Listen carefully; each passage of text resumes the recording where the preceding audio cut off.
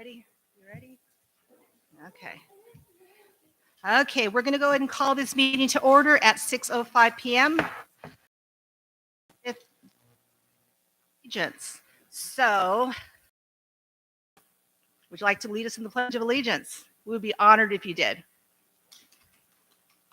Everybody stand, please.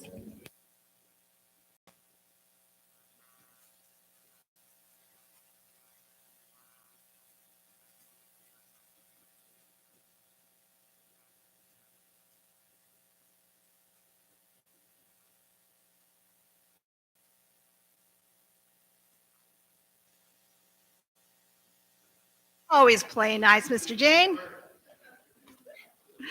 Thank you. We're going to go ahead and start with the roll call of all the MAC members. And before that, just remember that this room is wonderful and beautiful, but it echoes. So any whispering to each other does cause a lot of issues, and we get feedback everywhere. So just keep the communication to each other to a minimum, please. So roll call of members: Gary Grosich. Here. Angela McLean. Here. Stephanie Santoyo is not here.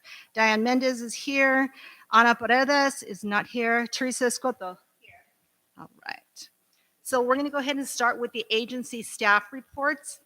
So I know we have a couple of the agencies with presentations during the meeting. So we're not going to do the presentations now. We're just going to do the staff reports. So Supervisor Baca, is he going to, are you, okay. Oh, Supervisor Baca, you are up, sir. Good. Were you going to go ahead and give a report to us or say hello? Thank you for joining us. Yes, please. Yes.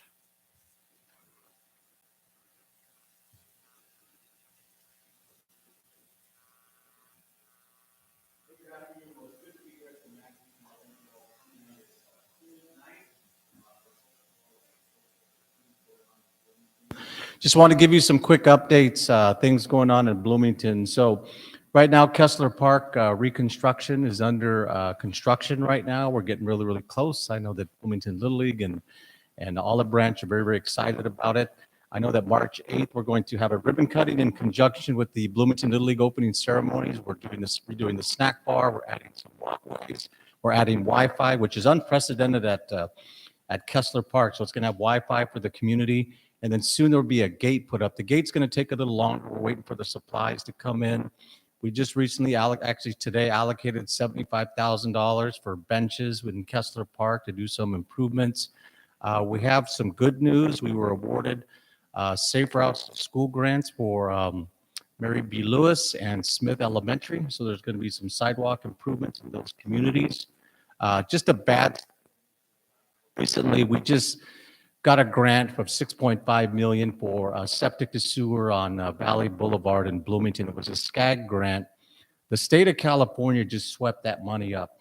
So they took the $6.5 million from us to get that project done. It wasn't just that project. There was some funding for some snow equipment in the mountains, and there was also a library project in the Yucapa community. So it's very unfortunate that the state has taken that money from us, but we're going to do everything we can to continue with the septic to sewer project. Right here at Ayala Park, we've allocated $1.5 million for some splash pads. As cold as it is, today's probably not a good day to be playing in the water, but we do have $1.5 million. It's under design right now. At some point in time, it'll hopefully be ready fall of next year. We're trying to give it a Bloomington theme with some Bloomington logos and sports logos. And in this corner, we're actually looking at adding a community garden. One of the things the Bloomington Troop 448 has asked for is a community garden. So there's some shrubbery right there. We're looking at converting that into a community garden. And also we put in a request for this basketball court. Unfortunately, it's been vandalized by the fence being torn up, and we're working on that. I know recently there was a project approved by the Board of Supervisors. I voted against it, a project to add a warehouse near Bloomington High School. I felt that it didn't meet the needs of the community. I know the school district had some concerns, and I listened to the voice of the community. But the only good thing about it, it could be potentially 15 years of revenue. I was disappointed that the money's going to go away after 15 years, and I felt they could have had a greater community benefit. They are potentially going to give $600,000 to $800,000 for the project. The other thing that we did is I know there's been a lot of flooding in Bloomington, particularly in the south end. There was a channel that is not owned by us. It's privately owned. It flooded on the south end. We have Public Works coming out to try to clean up those streets and making sure that those streets are cleaned up. So a lot of good things are happening in Bloomington. I know tonight the fire chief is going to talk about FP5, and I don't want to take thunder, but I think it's important for Bloomington to understand how critical this initiative is for services for the Bloomington community. It could impact services to the Bloomington community, Muscoy community, and the city of San Bernardino. And I know he's going to give more details, but potentially, you know, a $50 million loss to the fire district. Potentially homeowners insurance could go up too. So it could really have a huge impact. And I'll let Chief Muncie give his update, his opinion, but there's a measure on the ballot, Measure W.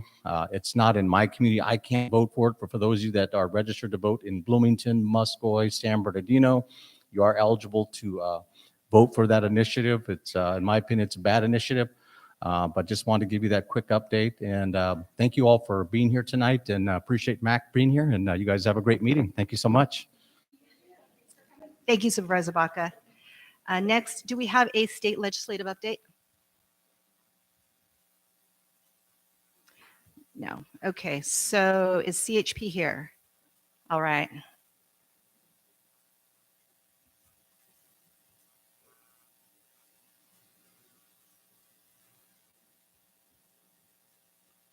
And please adjust the microphone as needed, but please speak into the microphone. Officer Thank Sandoval you. with the California Highway Patrol. Thanks again for having us. Yeah, everything is about safety this week. Fortunately, we had the integrity of the off-ramp compromised for a couple days. Caltrans was on it, and then that's reopened. That's one of the major things that transpired this week. Other than that, obviously, the rain has come through. Just be aware that next week we're going to probably get another storm through here. Just make sure you're sure that your community is aware that we're doing everything possible. I know we're still doing strike force enforcements for the commercial vehicles in your guys' community, so we're constantly out there. As far as that goes, we're going to have a big car seat event for our community in San Bernardino on Saturday from 8 to noon. That's co-sponsored by Assemblymember James Ramos, County Supervisor Joe Baca Jr., and Mayor Helen Brand in the California Highway Patrol. So once again, that's from 8 to noon at St. Bernardine's Hospital. So if you want to share to your constituents in your guys' community, we're going to be doing car seat inspections and resource fair for that. Other than that, that's pretty much it for our Highway Patrol.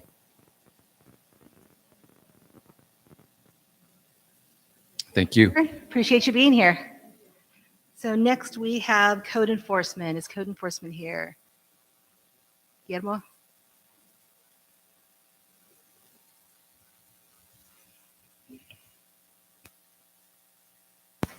Hello.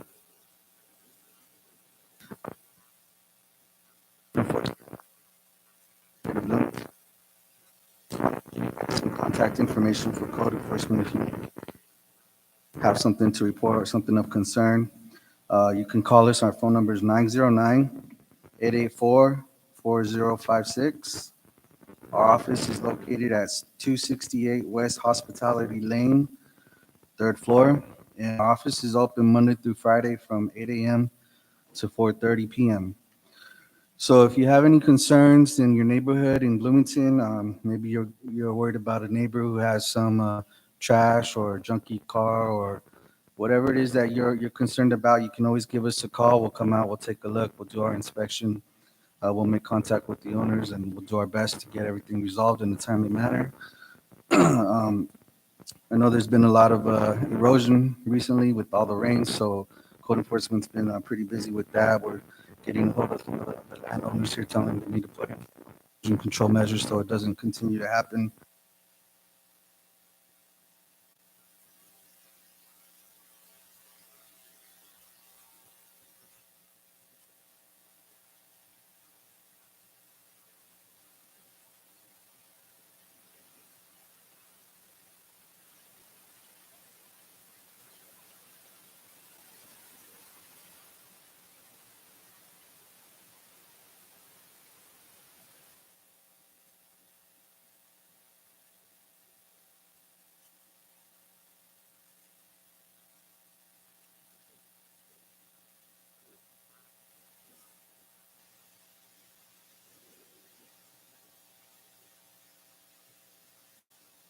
Oh, Teresa has a question.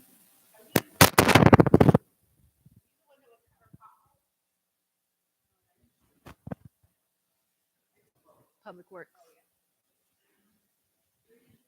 Thank you. Well, just a quick update on potholes. You're welcome to send any potholes to me, and I'll make sure that they get to the appropriate department. Yeah. Yeah. And I know the rain definitely brought those up. So yeah, please feel free to let me know which ones they are.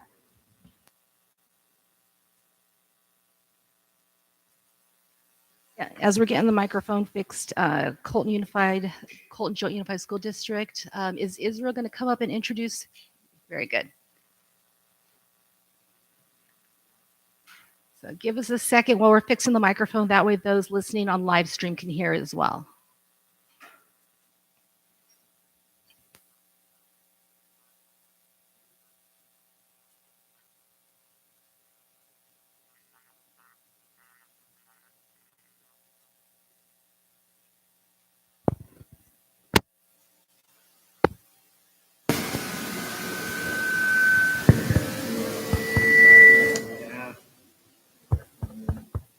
Test 1 2.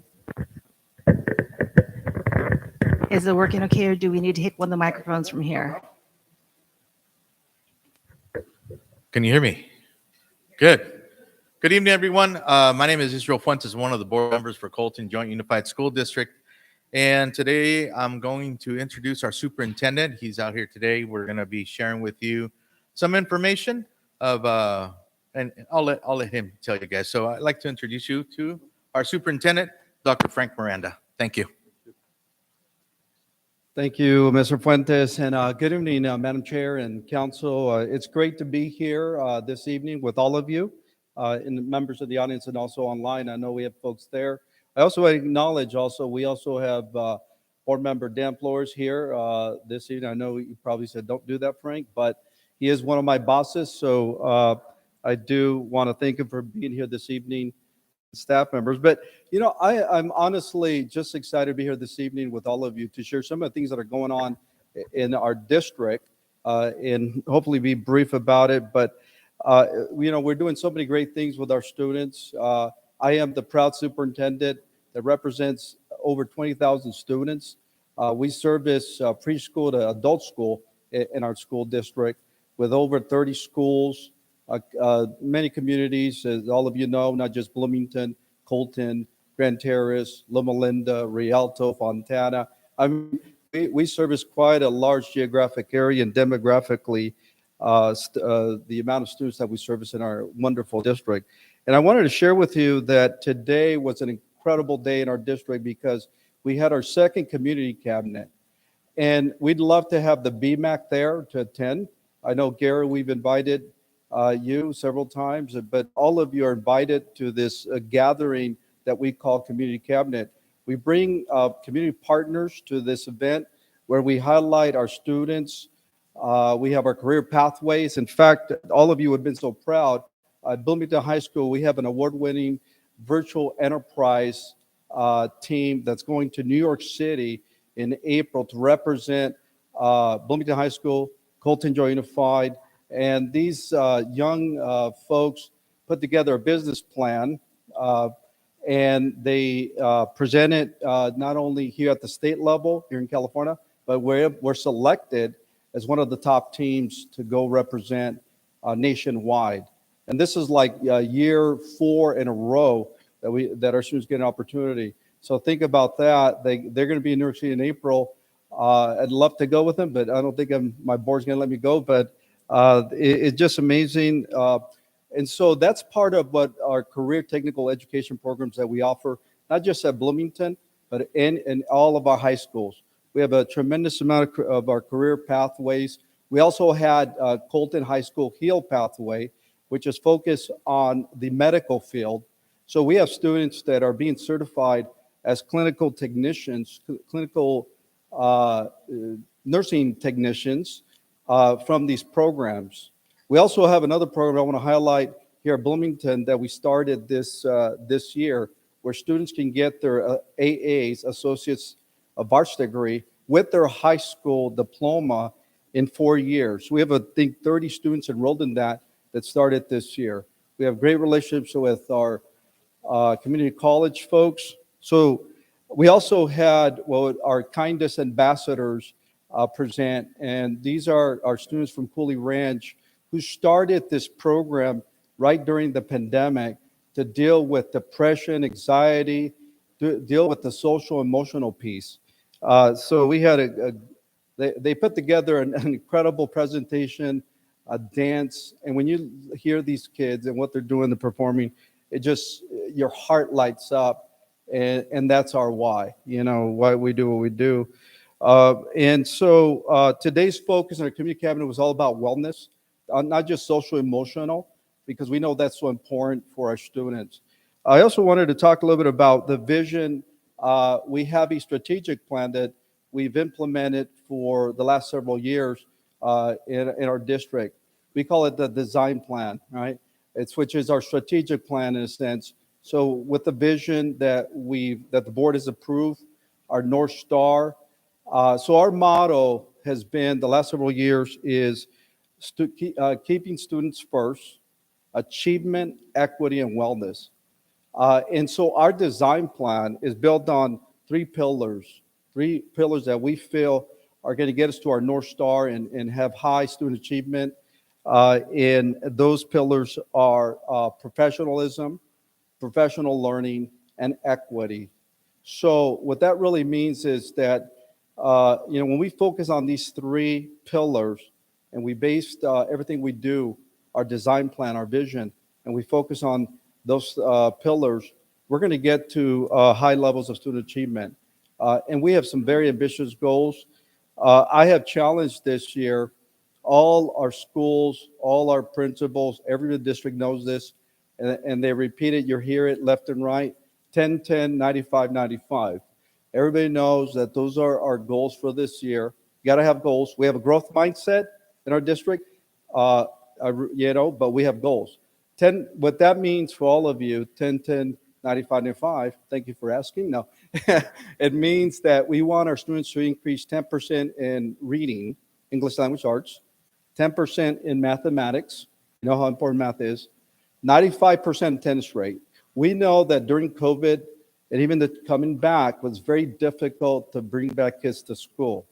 Our attendance rates really dropped, but I'm proud to say that today we've gone up 3.2%. We track it. Our attendance rates will continue to go up.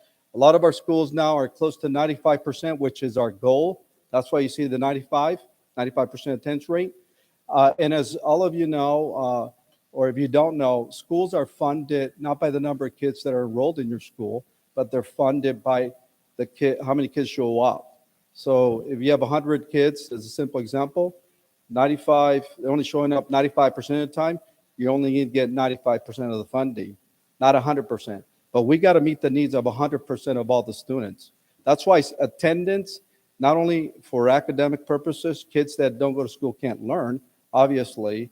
That's why we want them there. And we have so many programs to help our parents in case they're having difficulty with that. And then the last 95 is our graduation rate. We want 100% of our kids to graduate from high school. The goal 95 is just a starting point, if you will. We want 100% of our kids to be at grade level in reading. We want 100% of our kids to be at grade level in math. So when I say 10, 10, 95, 95, those are just goals that we set. A lot of our schools are performing. I've spent days meeting with our principals the last couple of days, and they're going to continue conversations about testing that's coming up here in April. So our district is preparing for testing, which is critical and important to show what you know. So we have kind of the saying, you know it, now show it, right? So we wanted to perform well during testing. So we need help from our parents, our community, to hype our kids up, to say you can do this. And so we're really excited. Right now, we're in the middle of what's called LPAC testing. This is for our English language learners. We have a high percentage of English language learners in our district, approximately 36%, 37%. So we want those students to become fluent in English. Well, it takes effort, it takes education, a lot of skills. So we're doing a whole lot of things to ensure our kids are learning the language, right? The English language. Last thing I'll talk about this evening is something that I am so excited about because, you know, that old adage, it takes community, it takes a village to raise a child, right? Well, as you know, we have so many communities that we service. We really need all communities to be part of our Tomorrow's Leaders Foundation. We just kicked that off. We started that foundation. It's a foundation built on really fulfilling the vision and the purpose of CJSD, which is ensuring that students, when they graduate, have a viable earning wage so that they don't, you know, they have the economics, right? We know it takes a certain level of economics of a wage to live comfortably. We know with inflation, we know prices of gas, we know things cost. So we want our students, when they graduate, they get good jobs. So whether they go to a community college, whether they go to get some kind of certification or a 4-year, we want to prepare our kids for that. And so the Tomorrow's Leaders Foundation is going to do exactly that, work on that to not only provide scholarships, that's just a little bit of it, but I'm excited also to be part of this because we're working on internships for our students, apprenticeships. In fact, this year, summer, I'm proud to announce that the district for the first time is going to offer internships to our students in our divisions and our departments. We have a large district with different divisions. And so we need our students to get that work experience. A lot of you that have small businesses know that sometimes students are not ready to go to work. They don't understand those soft skills. So we want to work on that mission. We're working with a company called Tomorrow's Talent on this. Because it's a complicated process to get, you know, offer work permits. And all of you remember, right? I remember in high school at 15 and a half getting your work permit and then going to work in McDonald's, you know. So that was my first job on Indian Hill in Pomona. And so without ROP, without that experience, I wouldn't be where I'm at today. So we want to provide that for our students. So those are just a little bit of what we're doing in our district today. You know, there's much more. The vision, the North Star that we have set, you know, we're moving forward and we have a lot of great things going on. I will send the invitation out to Community Cabinet, to all of you to please come and join us, you know, in educating our students because they need us all, you know, and I really appreciate the opportunity to speak to all of you this evening. And so with that, thank you very much. Thank you very much. You could connect with us through Supervisor Baca's office. Say that again, sir. You could connect with us through Supervisor Baca's office. Appreciate that. Teresa has a question Yes. for you.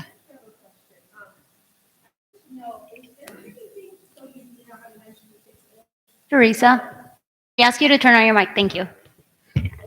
So my question is, you know how you said it takes a village. So my thinking is there, I don't know if there is, because I don't have a child in the high school level at Colton, but is there anything that's being accessible for the parents as far as like the scholarships that are available, the programs that are available?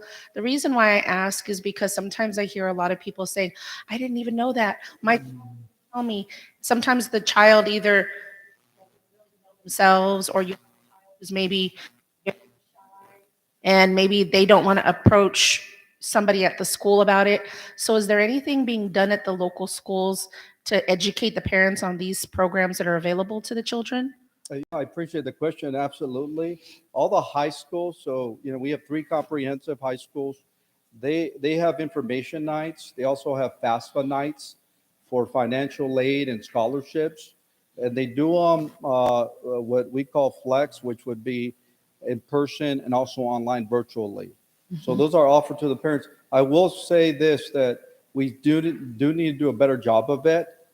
Now, social media, we know that's a great way to communicate. Our presence on social media is incredible. So all our principals, all our school sites have a presence on social media. So if you go to our website, at www.cgsd.net, you'll be able to connect with all the schools and you'll get information there. And you can follow me too, and you get information. You can also follow Mr. Fuentes.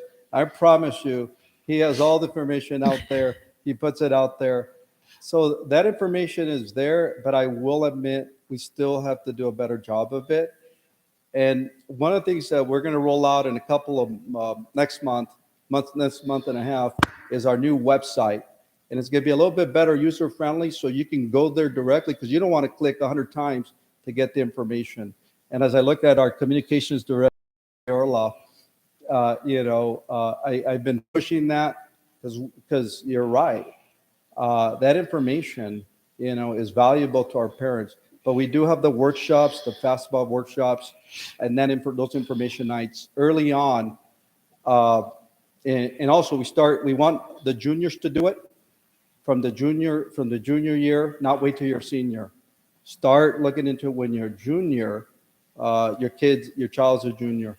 Because by the time you get to become a senior, it might be a little bit too late. I have a junior myself, so we've been looking at those, opportunities today, not waiting till they become seniors. I hope that Maybe helps. like just some more like in-person things, not just something on media, only because sometimes you get people that maybe they're not tech savvy or maybe they're not on social media and maybe they have questions that sometimes you go through those. I mean, I used to apply for my kids' financial aid and that thing is kind of hard. So maybe something that, if they had questions about, Yes. what they could do for their student. Also, because sometimes, you need to nudge that student a little bit because maybe they won't, they don't want, I don't want to go to college, but the parent has their power of persuasion, but maybe the child won't go home and tell them about the Sure. various programs and, somewhere where they could talk to somebody in person. Yes, and we do, and we also have our counselors. Every high school has four counselors at our high schools to help our students to answer those kinds of questions too. But I hear you. We do have in person too, so it's not only online. Today's world with technology can help parents go through the process. It makes it easier today, but definitely, I think you wanted to share something. Currently, since that I do have a senior in high school this year. So our counselors at Bloomington High School are currently inviting the parents to come out to do the FAFSA work. Okay. So I was out there with my daughter when they did. So they have various nights. And if you have your phone number or email with the school, they will send you an email. They'll text you and even call you. But we are reaching out to the parents so the parents can come out with their student, sit down with their student, because the parent needs to also get a number for FAFSA since they're underage for them to receive the monies. So, and that's the good time for them to also ask about scholarships, ask about the opportunities that they can do. For example, my daughter just got accepted to Valley College. So now I'm sitting down with her trying to, and it's a great idea that we're going to start doing it junior year. We're letting them know we're trying to get some scholarships done. And they will also sit down with the student and we'll work a template, because usually it's about the same thing, just changing a couple things for different scholarships. So we'll work on the template for the student, why they want the scholarship, et cetera, et cetera. So there is these opportunities, and I'm hoping that the students, it's hard sometimes for the students to come home and say, hey, Mom, they're going to have a FAFSA workshop. Dad, they're going to have, yeah, and that's understandable because I got a senior at, sometimes I'll ask her if I don't ask her, I won't know sometimes, but I'm on the email too, and I get it. So I'm a board member. Mhm. I get it as a board member, and I also get it as a parent. So there is a lot of great opportunities at all of our high schools, even our comprehensive high schools. We have opportunities where parents can actually join their student, sit down with them, and do scholarships, do the FAFSA work, or any other government opportunities for them to get money to go to school. Thank you. Question, Teresa. Thank you so much for the information. I think we have one more question from you. Good. Okay. Thank you so much. Great Thank you. information. Next, you know what? After the meeting or during public comment, you could, yeah. Okay, we can go ahead and do fill out public comments and turn them right over to that table over there. The information is presentation is still going to occur. So yes, that's still going to occur, definitely. So next we have County Fire. We have Chief Munsey's going to give an agency report, and the presentation will occur in a little while. So did we want Chief Westfall to join us, or? He's a much better looking man, so I'm going to hand the microphone to him.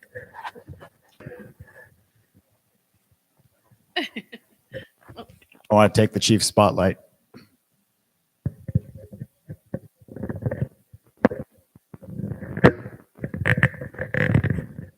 All right. Good evening. Thank you for having me here, Battalion Chief Westfall.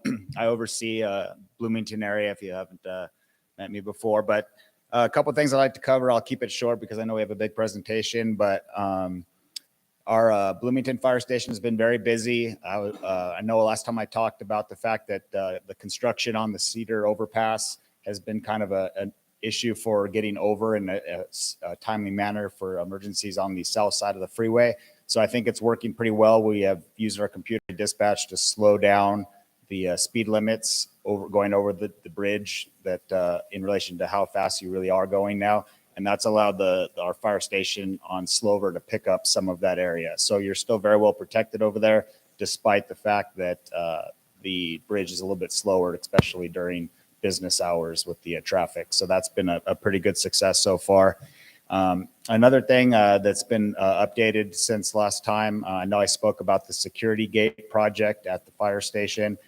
They just had their final walkthrough with the county, and it looks like it's ready to go. In about 2 weeks, the project will get started. So we're appreciative of the county investing that money into the station and security. With the security gates is the security lighting as well. So that'll really help out that area. And still, our sheriff partners are still doing a great job working with us to keep Commercial Street there, just south of the station, clear of some of the illegal camping and transit activity. And that was kind of what was creating some of the problems. So I think between the two, I think the fire station will be much better in the future. And then as far as the flooding goes, I wanted to update you guys that I know you guys are all aware of the large amount of rain we've been having. And so recently we did, as a county, we have pre-positioned extra equipment for the flooding. We did have a swift water rescue team that's highly trained in swift water positioned here in the valley area in case anything happened. And then we also have our heavy equipment operators and our hand crews ready to go to assist if we have any issues. And then we've been giving out a lot of sandbags. So if anyone needs sandbags, you can always remember that all our county fire stations have sandbags. Not all of them have sand due to access to be able to have a pile of sand sitting there, but we can direct you to the stations that do have the sand, but every station does have sandbags. So far we've been very happy to report that there's been no real activities of people stuck in floods here. We've had some up here up by Lytle Creek, but everything's looking good in Bloomington so far. And so that's all I have in to report unless you guys have any questions. Oh, and thank you guys for showing up on Saturday to the kite day. That was pretty cool. Absolutely. Having the crew here and the engine. Yeah, Thank they you. enjoyed it. Oh yeah, the kids Thank you. loved it. All right. Yeah. Good night. Thank you. Next, we have the Sheriff's Department.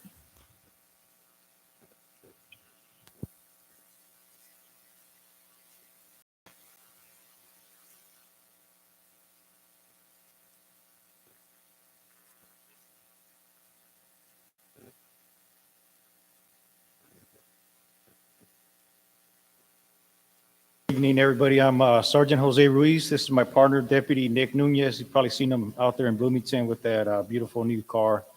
He's always out there, very active, supporting the community. So I know there's a lot of people here. I won't take up too much time. We just got off the Mount Baldy looking for that lost hiker. So that's a lot of work into that, and we're doing everything we can. So in between the last time we spoke, I don't think you guys had a meeting last month, right? Or nobody did, right? Okay. January. All right. So since December, we've been super busy. A lot of search warrants on everything, every type of crime you can think of. We've done it. We got a couple of them lined up tomorrow. I was talking to Deputy Nunez and said, hey, how did that toy drive go at Zimmerman? And he says, oh, it started off good, 10 o'clock in the morning. He had his first gift he was going to give to the little kids. And 5 minutes after that, we called him out, and we were in San Bernardino serving a search warrant for, how many rifles did we recover? Like 15? 15 assault rifles, 3 trailers full of cargo theft, property belonging to Walmart, Home Depot, you name it. So we got tied up with that. Hand grenade. We wrapped that up, and I think we recovered about $50,000 cash that day, and we're able to arrest 2 on that. Lately around here, we've been doing a lot of, so there's a lot of stuff going on with illegal marijuana dispensaries, and it's a nuisance. As you can tell, we had an incident out in the desert where they found a couple bodies, and that's all connected. They are making a lot of money, and that's what they're gearing towards. So in Bloomington, I think this year we've served probably about 10 search warrants now. And we arrest people, shut down the building, get code enforcement involved, narcotics, and the next day they're back at it again. It's just the amount of money they make and the laws that are very lenient, and they get a very tiny fine, so it's nothing else. So we're doing everything we can on that. A lot of stuff with child porn. We've served a lot of search warrants, tracking computers and stuff where they're uploading, downloading stuff with kids. A couple of them here in this apartment, and we have some other stuff coming up.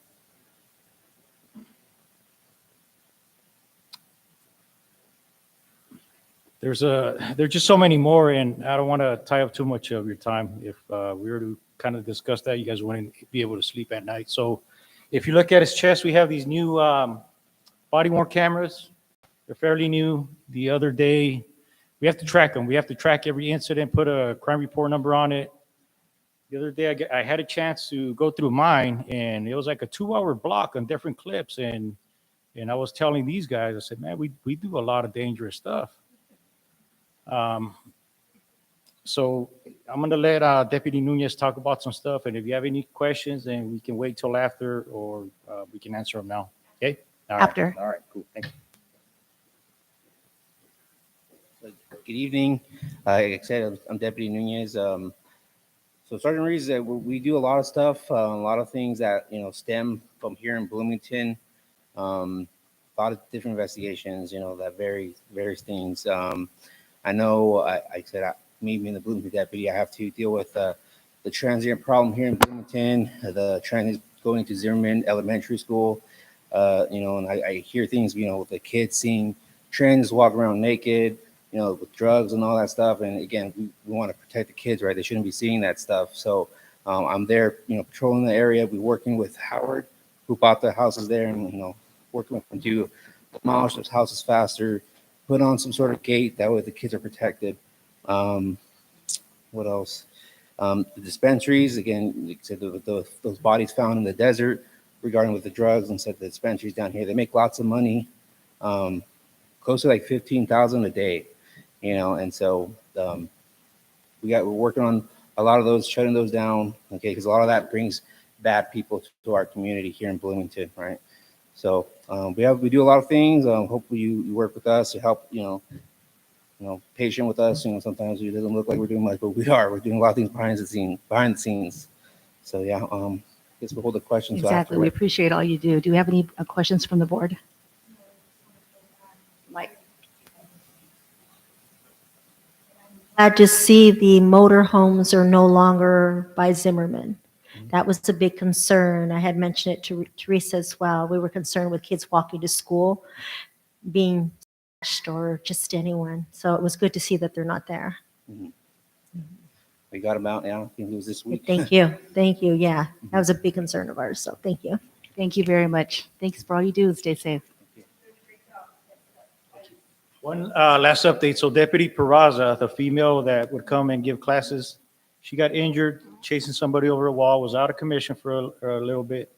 We would see her at our station in our gym every day. She is healed up, and she comes back Saturday, so you'll see her. Thank you. Thanks for the update. Very good. Next, we have special districts. We have Julio.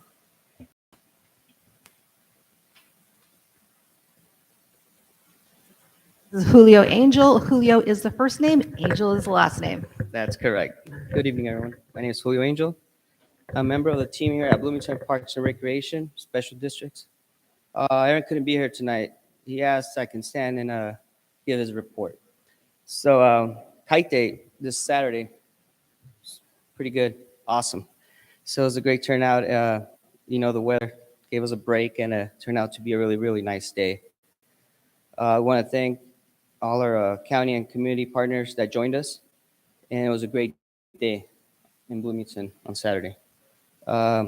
Kessler Park and Snack and Corridor.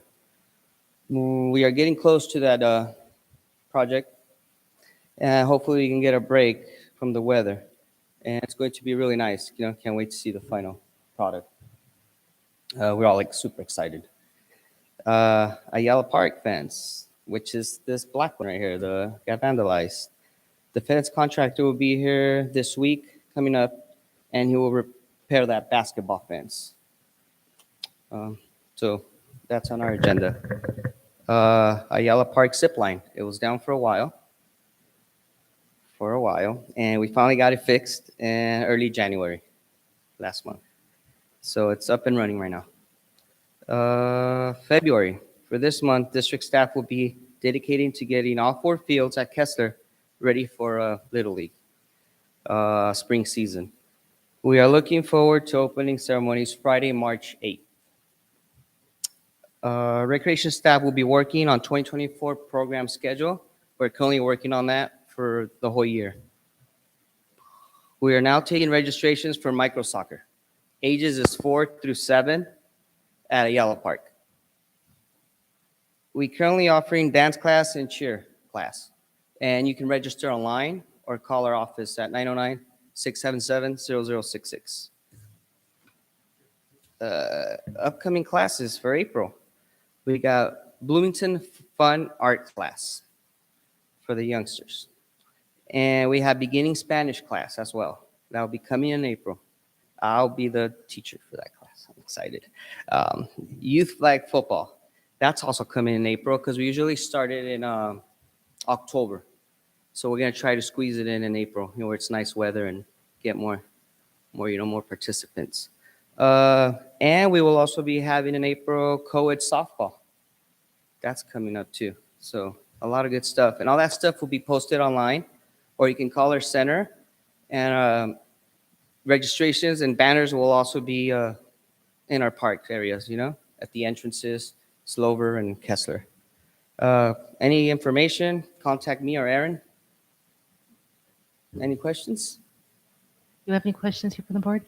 No. You're Thank good? you so much for your presentation. Thank you. Have a good night. West Valley Water District. Do we have somebody here from West Valley? No.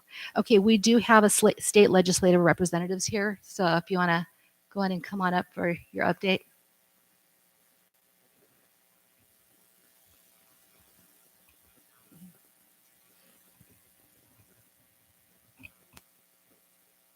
Good evening. Armando Martinez with the Office of State Senator Ochoa Abod. Good evening, board and dear constituents of Bloomington. We have been really busy collecting all the data, supporting the legislative proposals that have been submitted throughout the District 23, and that including Bloomington as well. And the senator has committed to at least 2 bills. One is the veterans preference, that is in regards to the education level based on their level of service. And I am here to say, please, it's not too late. It's never too late to submit your bill proposals, even though the cutoff is for February 16 for this legislative year. It is so important. Your voice matters, and then what, as Superintendent was mentioning, it takes a village. We had to get together to bring the resources to Bloomington. Instead, as Supervisor Jabaka was mentioning, is going to other cities is because they is going to what right now they needed the most. That's where it goes. But if we get together, the community gets together, and then we present a bill with supporting documentation, the senator will be more than happy to sponsor that bill. And next session, I will be bringing a lot more bills that have been, she's going to be sponsoring. Thank you. Any questions? No, thank you. Thank you very much. So that's the end of our agency staff reports. Next, we have 3 informational presentations.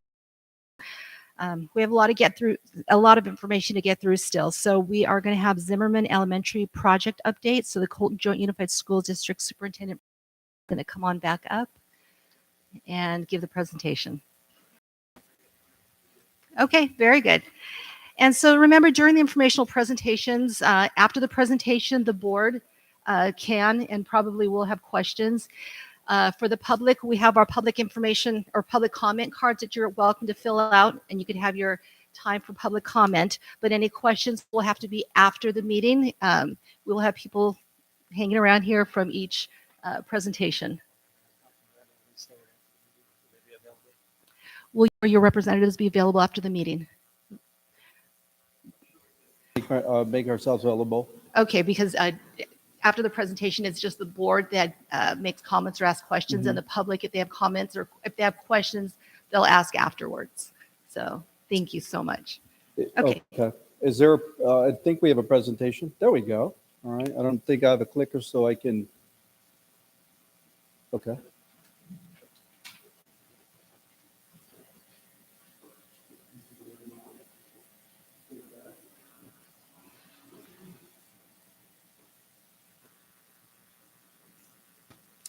Good evening again. And I have a couple people behind me, or one person behind me. Actually, he's 2 people because he does the job of 2 people. But also wanted to introduce our Director of Facilities, Mr. Owen Chang, who will be presenting also with me tonight, getting into more of the details. But I wanted this evening, I apologize, it's not cooperating here, but we'll figure it out. Just to come and provide an update for the board on the New Zimmerman Elementary and the relocation of the school and see where we're at with in terms of the progress. As I think all of you know, the board gave direction approval to move the school last year. So I wanted to talk about the progress of where we're at, and because a lot of work has gone into it. Into the relocation of the school and give you an idea of where we're at. Then I wanted to provide a general sense of the community engagement that we have gone through to get to this point. And then we'll talk a little bit about the technical pieces. And then, of course, we'll answer questions. So we're really happy to be here this evening to, again, provide this update to all of you, because it's been a long journey and it's still not there, but very exciting news. I'll start with this, that it's been over 60 years since the last time a new school has been built in Bloomington. So it's been a while since a new school. So we're very excited about this project here. Now, where's the director here? There we go. What I wanted to talk about, first of all, is really the process to enable community engagement. And what we engaged in, what we call the symposium. Bringing our community together was really important for the board and getting community input. That was just huge. Once the board gave direction that we're going to relocate Zimmerman and built a new school. So we follow what's called a structured approach and process to involve as many people in the community in building the school and getting community input. It's essentially, obviously, the parents, the community, and staff from the school site who have been there for years. Of course, district staff and leadership, and eventually take all that, once we get all that information, condense it, and then take it to the Board of Education for more direction and approvals and so forth and all that. So as you can see in this timeline, we started that process of community engagement, essentially cabinet, myself as a superintendent, and given direction by the school board, I started with our cabinet on what we call cabinet visioning. What is it that we want for our schools? You know, myself as a former teacher, student, former teacher, educator for over 20 years, and with my executive cabinet, just thinking of programmatic and what our vision is. Immersion school, the new technologies that exist today. You know, as a visioning show, our architects led us through a leadership to really think about those, but just to think about them as vision and really then bring it to the community. So as you see on this timeline here, you see different meetings, April 13th, planning process and goals. So that meeting, April 13th, April 18th, and April 24th meetings at Bloomington High School. And so we invited community, we invited staff, we invited, and I'll show you some pictures in a minute, that shows all those folks that show up so that we could talk about the planning process and goals that we want for schools, as much as input. There was great activities, great engagement, just discussions. So they were collecting all this information so that they could plans, design, just for our school board to bring to them at some point. So we after goals, we started looking at some facts and what are the needs for the school. And so we spent a lot of time with the community talking about there are some things that we cannot change. There's some things that we want to do with the school, you know, and the location of it and things like that. The April 24th date, well, there's a lot of needs. Well, what are the solutions to those needs? What are our conceptual ideas? You know, where do we want the playground? Do we want it to be two-story? Things like that. How do we want it facing? On what side of the street? Owen's going to get into that a little bit more so you can kind of see those conceptual designs, if you will. And then finally, on May 8th, we got together, it was online, where we had what we call a digital town hall to our architects, and Owen presented, you know, after thinking about this, and thousands of data points together to say, this is what we came up with in terms of a conceptual design for the school. And I will note that there hasn't been a decision yet exactly what the design looks like because we're still working on that. But we wanted to come here at least tonight to show you so far where we're at in the process. On May 18th, there was a board presentation, and all that was presented to our school board. And after that, we got more direction. We're on the conceptual design. We have an idea. There are things that we're still working out. So it's a long process, and Owen will talk about the timeline and how long it takes. So as you can see, just here, we've been very busy. Here's if I get there. There we go. All right. So here's some pictures that I wanted to show the board here of the engagement that occurred at Bloomington High School. And, you know, it was very interactive. So by no stretch of the imagination, it is the leadership or myself telling people what to do, what to say. It was like, let's come together. Let's put everything on the table, literally, right? No pun intended. But you see the circles there. And teams got an opportunity, community staff got an opportunity to design. I would like to see it. So you'll see there the fields the playing fields. Where would you like the library, the classrooms, the parking lot, the bus drop-off, right? So a lot of thinking goes into this. And so what I love about this process, you see the pictures on the right, you see how engaged people are. We have parents in those pictures and staff, of course. You see me at the bottom, very excited apparently of what one of our people said there, because it was very exciting. And so again, and actually the principal is in the picture there because she is the staff. So she was part of that process. So there was a great engagement, a great opportunity for the community to come together, talk about what is it they want in a school. And then, of course, we asked Director Chain to go make it all happen, right? So now I'm going to ask him to come up and talk more about not only the process, conceptual designs, and then where we're at.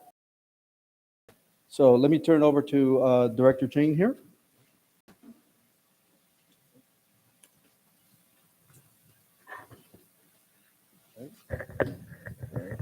Thank you, Dr. Miranda. Good evening, board members. My name is Owen Chang, with Facility Director at Colton. Lift up the microphone a little bit, please, so we can hear you better and our live stream can hear you. Sorry. All right. Thank you. Good evening, board. Happy to be here. My name is Owen Chang, Facility Director at Colton Joint Unified School District. Just continuing along what Dr. Miranda expressed, in terms of our past experience with projects, the more involvement, engagement that we have with the community, the more successful project that we have, and really the amount of engagement and discussion and the input that we receive. And from that, I just want to try to illustrate some of the kind of really talk about some of the process. So this is just an illustration of some of the things that we looked at. These are some of the diagrams that we look at the actual site location. The upper left-hand corner squares are the existing pilot station that you have. And then our district-owned property is surrounding the upper left-hand square. So one of the things we looked at are the siting of the access, circulation, adjacency to surrounding context, and so forth. So we looked at various options, and from circulation, safety, various other considerations, feedback from the community, and looking at the pros and cons of each solution. So those are some of the data points that we collect in order to help us to drive some of the decisions for the architects.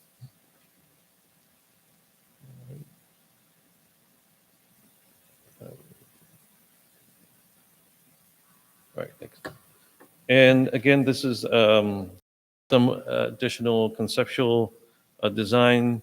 Those are based on some of the information we collected. Dr. Miranda mentioned, we had the 3 visioning sessions, and then we had a kind of a conclusion of the community session when illustrating from some of the information gathered what conceptually some of the design can look like. Looking at the massing of the building, adjacency, parking, circulation, playfield, and all those considerations, and putting it into actual possible solutions for the Zimmerman Elementary School. But there's a lot of information. I know we don't have a lot of time, but so on the left-hand side, we have the QR code. For those of a member of the audience would be interested in getting more details on what the process that transpired, please go on our website. There's a lot of information to download, and as the involves more additional information, we'll continue to the website for the community. Again, just want to illustrate, these are just very conceptual high level, 30,000 foot levels, looking at various options. Like Dr. Miranda mentioned earlier, we look at single story options, look at 2-story options, we look at the costs and various other considerations, but these are just kind of illustration of 1 or 2 of many iterations that were derived.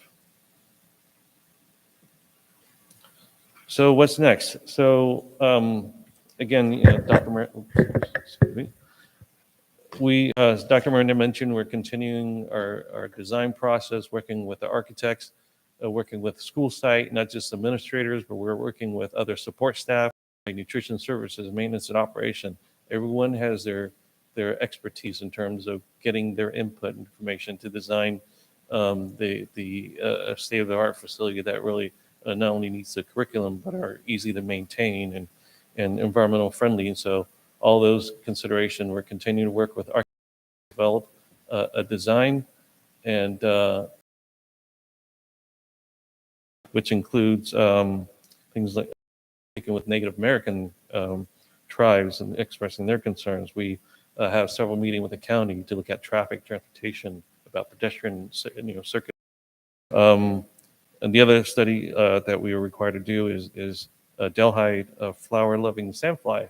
So again, this is, it's a long process. There's a lot of steps involved, and that's one of them. For like, just for example, Delhi Sandfly, we actually have to do 2 consecutive years of study, and you can only do study between the month of July and September. So we completed the first year of study, and so now we have to do a second year of study in between July and September. So just one example, sometimes it just takes time to go through all the necessary process. And then along with that, with the agency review, we have various agencies that we have to obtain approval from as well. We actually receive approval from Department of Toxic Substance Control to construct a school at the site. We also had a walk and preliminary approval from the California Department of Education. And as I mentioned earlier, we've been meeting with the county to get some of the input in terms of transportation. And then we have architect. They're really our main building department that our plan, as well as Office Public School Construction, which provides funding assistance for school districts. So once we get through all those, kind of the check marks, we would obtain, DSA approval. We're still looking at probably about 9 to 12 months away from obtaining DSA approval. Then following that, we would, bidding would commence and followed by a construction.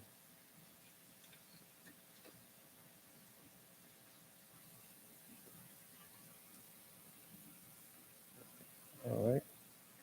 And again, this is some just a QR code with our website information for a member of the public or the board interested in finding out more information or get on the new Zimmerman Elementary School.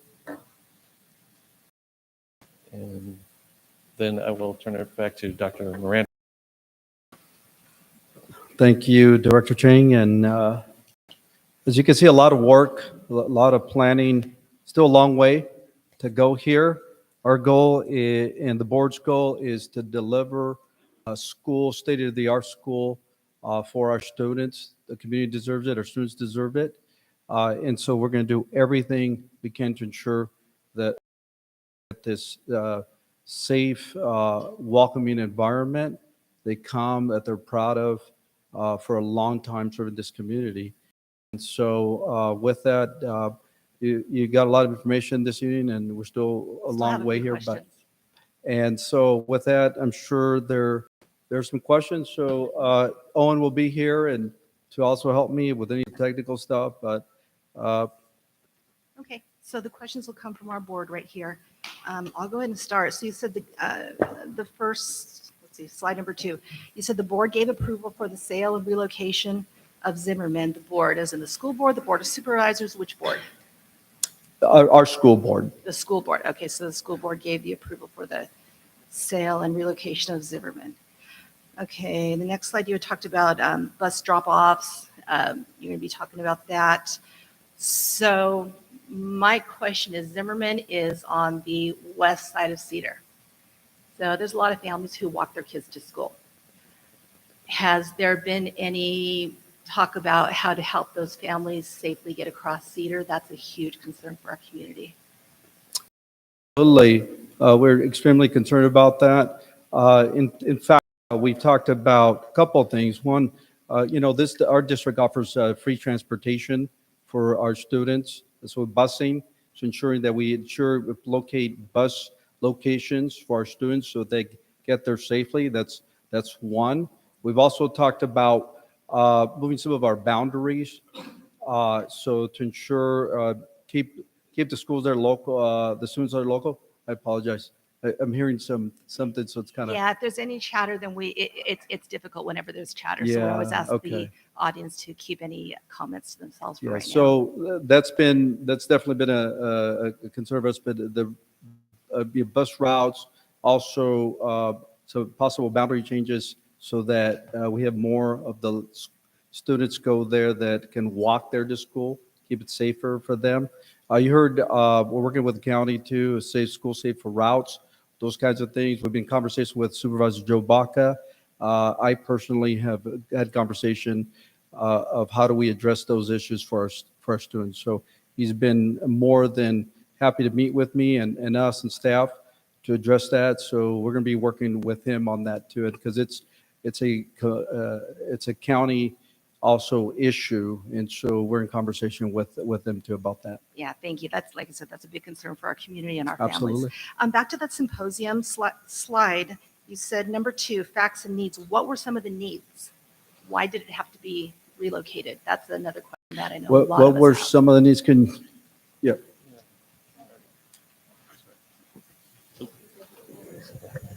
Oh, it's on the website? Yes, yeah, some of the needs are really not, is more about the needs of the school, the design, outdoor learning spaces and technology or things of that sort that relates to the design of the new school, not so much why the school needs to be Okay, so that's the relocated. needs of the building and the property, not the Right, children. right. The Okay. needs of a new school, right? If you have central building from ground up, if you had, your wish list, what would the needs be and your wishes be? Got it. For Okay, the for new the school? property. Right. So the next question I had, the slide that says process. So on that particular slide, under the first con, it said the campus would maintain views of the gas station, which we would refer to as a truck stop. Is there going to be any type of, obviously there's going to be a fence. Is it going to be a see-through fence? Is it going to be a block wall? Is it going to be a chain fence with some landscaping in front of it, just so that it limits the view from the children to the gas station? Right. So that is one of our concerns in our CEQA consultant. Actually, one of the things we're going to be bring to board approval is it's called a computational fluid dynamics study. Basically, it studies the wind pattern to see how it carries the particulates, and based on that study, we model it three-dimensionally, and it's a computational study that you look at the wind pattern and how particulates are carried, and from that information, it gives you information on how high you should build your wall to minimize the infiltration, to minimize pollutants from the site, or how the buildings are configured, and what type of vegetation you should use. So those are all some of the studies that we're actually undertaking right now. Okay, and so particulates as in the exhaust from the trucks that are there at the station / truck stop. Right. Those two main are the emissions from the truck stop and also the Cedar truck traffic, Okay. because we have the prevailing wind. And I understand that we're not going to have all the answers tonight, but these are some questions that we definitely have that we would like addressed in the future. Sure. Well, we also have a page. If you go to there on FAQ page, you have a lot of those answers too. So we've provided that. Thank you. And we talked about pedestrian circulation. Timeline for the school to actually be open. Ideal circumstances, absolutely no issues. What school year does it look like the new facility may open and the old facility may close? Guesstimation. So guesstimation I mentioned from a design and obtaining agency approval, we're probably looking about 9 months to finish the technical drawings, and then 3 months for about agency approval. So we're looking about 12 months, and then we have about 2 months of bidding and award, and followed by about 18 months of construction. So that's kind of if everything goes smooth, that's kind of the timeline that we will be looking So at. I don't have a calculator. Can you do the math for me about what school year do you think it may happen ideally? So it would be, I believe that one of the agreement that we have with our industrial partners is that we're looking at August of 2027.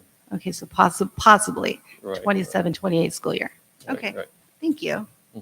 Don't worry, we won't hold you to that. We know that things Right. could happen. Actually, those are all the questions I have. Teresa?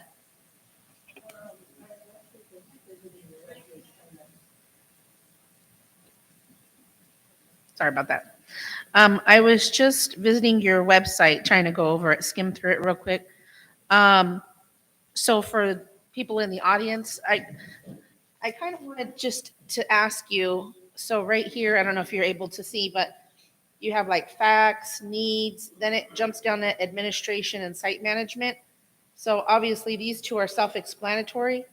I'm asking for a little insight on what are these, because under that category, two of the things I see that are been a big concern in the community are crossing guards, and then I even see bike lanes on here. So could you kind of tell us what this is if somebody wants to go to the website and see what's going on here to kind of understand this a little bit? Right. Those are just really the comments that we receive from the various individuals from community or staff. So they all have different perspective on what some of those needs and wishes are. And so those are just kind of documenting things and comments that they've made. So the architect can also, it's another tool to go back and look at when they design certain things, address, they can look at that as a kind of reminder, make sure there's certain things that are brought up in those different sections. Okay, so I know we've talked about the crossing guards. So bike lanes, is that something that you guys are looking into, is having bike lanes around the perimeter And of also the into school? the microphone when you answer, please, so our live stream can hear you. Okay. Thank you. Yeah, so again, those kind of a starting point may not be where we end up because there's so many considerations. There's one thing being a budget. You know, we'd love to get, while we love to get everybody everything they want, the reality is we can't afford everything. So part of the design process really kind of to identify and also, you know, obviously get direction from the board. You know, just like kind of like my wife, you know, she wants to pool, she wants to model the kitchen, you know, she wants to renovate, you know, the bedroom, but we only have so much budget. You know, what's more important? Does she want, you know, a new stove, or does she want a pool? So those are some of the things. That's just the starting point in terms of identifying some of the things and wishes and needs. But you know, as we go through the design process and including considering budget and other consideration things, where we reality is we're going to have to start prioritizing things because you know, like the bike lanes, those are some of the wishes, but we certainly want to try to include those if we can. But you know, from a budgetary standpoint, we not be able to include everything. So As long as safety is prioritized, that's, I think, one of our main concerns. yes, safety is always the top priority for the district, for the board, and the leadership as well. So. My other question, and I can't find it on here now. I did see, maybe it was on this. I did see kind of like a mock-up. Oh yeah, right here. Under process. So it looks like from here, kinder is going to have a drop off in that, and then it says bus, and so is kinder drop off different than regular drop off, and then the bus, is that bus for everybody, for kinder? I'm just kind of trying to look because I'm trying to think traffic wise. I mean, I see they're all going to probably be coming in through Larch. I'm just wondering why the bus is more by the kinder. Because that kind of, you know, the little kids there, I would think that we would put the bus more towards where the other drop off would be. Right. So this is just one of the various numerous options that we're looking at. So some of the requirements are actually required by California Department of Education. They when you build new campus, they actually require bus drop-off area to be separated from pedestrian and parent drop-off area. So that's why you see there's a separation. And the other requirements that California Department of Education has is for a TK lower grade level, you need to have a separate drop-off area than the general public. So that's why you see a separate kind of general drop-off area versus a TK lower grade level drop-off. And I do see that. I was just wondering why the bus was by the TK, because I mean, I would think that's a little concerning as far as like, you know, safety reasons, because you don't see those littles going by, especially when you're in that bus. Right. And it's yeah. I'll just want to. This is just one of the concept. I don't want you to. This is not the solution. This Right. is just one of many solutions. So the reason why in this particular example, the reason why is because with this particular scheme, we're using like Site 2, which is there's only one access So there's only one side of the school that faces access. So you can only access from Larch. And you don't have enough physical space to kind of meet all the demands, creating separate drop-off and all the real estate that you need for the regular parking and so forth. You just don't really have enough space to create like a separate drop-off for the bus. But again, this is just conceptual level, really kind of high-level design. The architect, done probably 10 of these, and this is just one of them that and that they produced. Yeah, so that was one of the things that they one of the many versions that they produced for the staff to review. So, but again, nothing has been finalized yet. It's still work in progress. Like I mentioned earlier, we're working with the county transportation as well to get their input about access and pedestrian and buses, and so we're getting their input from them as well at this point to make sure we maximize the safety of the parents and Two more quick. Well, I don't know how quick this question's going to be, but I'm sure this is going to be something that I know it's definitely is. What are you guys going to do? So this is basically, still in the works, but what are you guys doing as far as the air quality for the students in the school while they're playing outside? What's the plan for that? Right. So the indoors are easier to address. We are plan on specifying a high filtration like a MERV 16 HVAC filter, because kids spend quite a bit of time, and it's also easier to control the indoor air quality.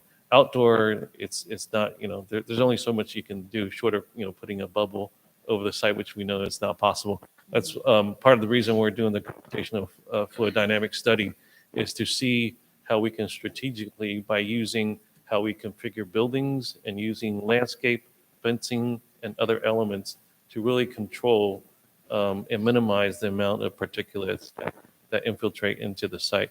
The other study that we've done is also looking at some of the overall air quality patterns, and generally the southeast side corner of the site have the best air quality, and based on that information, we're locating a lot of the outdoor place field on the southeast corner because of that. So we're doing a lot of like science behind some of our decision-making process. And then one last thing is there any future plans for more meetings, like how you guys did a wonderful job with those meetings, by the way, and I had a lot of our parents that were great. You guys took their input into consideration, but is there any more future plans for more of those meetings as you guys progress along, finalizing, the design and amenities of the building? Yes, we actually, in addition to the community meeting, we also had meeting with just, site staff, administrators, so forth. So we're going to keep them posted, and again, also information to update on the website, and we can certainly look at potential of having community update meeting as well. Thank you. Right. Sorry. Gary, you're up. Dr. Miranda and Director Chang. A few questions. The girls touched on them a little bit. I did have the opportunity to attend, I believe, all three community meetings, and I can tell everybody in the room that it was a very, very robust process. A lot of the questions that my colleagues had already were discussed in length and brought up by members of the community, voiced their concerns, traffic, kids crossing Cedar, those types of issues. Those are all things we're all going to be concerned about. And even to the point of where's this going to go, where's that going to go, where's the library going to go, where's the kid playground going to go, and that's where all the dots and stuff that you saw into play. And then there was another meeting that wasn't really depicted, but design features of schools from, I guess, around the country from the architect. And people were able to vote on, they like this, they didn't like that, and they like this approach. One of the questions, there was a lot of concern in the community about the quote unquote truck stop, gas station, whatever you'd like to call it. I know that most, if not all, members at the time opposed the final project. And several of us spoke at the board, and I know the school district was in opposition as well and entered into litigation. My understanding is, I believe that there's more mitigation, correct me if I'm wrong, there's more mitigation issues that the Shandi project is going to have to do on behalf of the district if and when you guys when you build this. There was more things in the agreement that would allow for mitigation for the students. Is that a fair statement? Or? Yeah, thank you, Mr. Grosich, for bringing that up. Yes, in the mitigation agreement, if the district were to build a school, the part of the requirement is they have to reconfigure some of the truck access and egress and ingress. And also on a related note, basically our board have made a decision to file a lawsuit, as you mentioned, and although we weren't able to stop the project, we were able to significantly reduce what the approval, the original approval was for almost 40 trucks. Part of our litigation that we brought against the project, we were able to get it reduced down to 20 trucks. So we're doing the best we can in terms of what we but we do recognize some of the impact, and we're monitoring the situation as well. Okay, and I can tell you that personally myself and other people that I know, residents in the area that live on Santa Ana, we've complained frequently to county code enforcement because those 20 trucks are typically 45 because they're not adhering to the conditions of approval that they agreed to, and with not only with the county but with the school district as part of your settlement. So, I know the school district's been very proactive as far as dealing with these types of uses, and so hopefully you guys can look into that. And as part of that, I'm also hopeful that you'll go to bat for not only the students but the rest of Bloomington and ask that Santa Ana east of Cedar be placed as not a truck route. Currently, we have a substantial amount of trucks that come there. Rialto took Santa Ana off as a truck route from Riverside to Cactus, and it's also not a truck route from Cedar westbound. Santa Ana is not a truck route. So we have that little area there, the strip, which is all residential. And I know that my neighbors, some of them are here, we've all seen a substantial increase in trucks since that truck stop's open because they're coming from Rialto and they're coming right up Santa Ana. And of course, they're becoming virtually past the school site. And so hopefully when the time comes, that's something that will be part of this process of working with the county, that the district can get that accomplished, because some of us have been trying without success so far. Teresa and Diane mentioned the process. So the question is, we haven't made a final decision yet. Is that correct, the district? That's correct. And the Yeah. design, no, not yet. Okay, and so who's going to make that decision? Is there going to be any community input at that time? Are you guys going to go back to the community and say, here's what we've come up with, or it's just going to move forward on one type of, whichever is the preferable site? The school board is going to make the final decision on that based on what they've heard from the community and the process that we've gone through. So there's still some time for that. We're currently working still with architects. At some point next, maybe couple weeks in a month, we're going to get, and when I say we, the executive cabinet and myself will start looking at some, I wouldn't say even final, but some drafts and things like that. And then we'll go to the school board, get some input, and then go out to the community, get some input. And then, so that's a process that's going to take a while. So we're not done yet. So for us, again, school board's direction has been very clear. Work with the community. It's important to them that not only we meet the needs of the community, but also staff there, principal. They've been involved from day one of this. This is not a top-down decision. This is really, I would even say, coming from the middle, from staff and community. We understand that. And, yeah, I hope that answers the question there, Gary. I was And- going to add and- something else, but I'll stop there. No, that's okay. And so a lot of people, members of the public probably don't know, but the school district, I believe, controls 28 acres in that location. It's an L-shaped around where the that Shandi project is. And the school district has frontage on Cedar, all back to Larch, and then northbound to Santa Ana.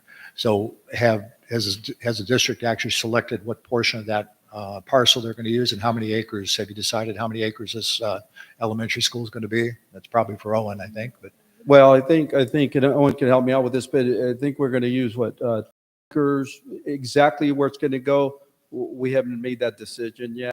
We haven't brought that to the board. I think we're getting to that point.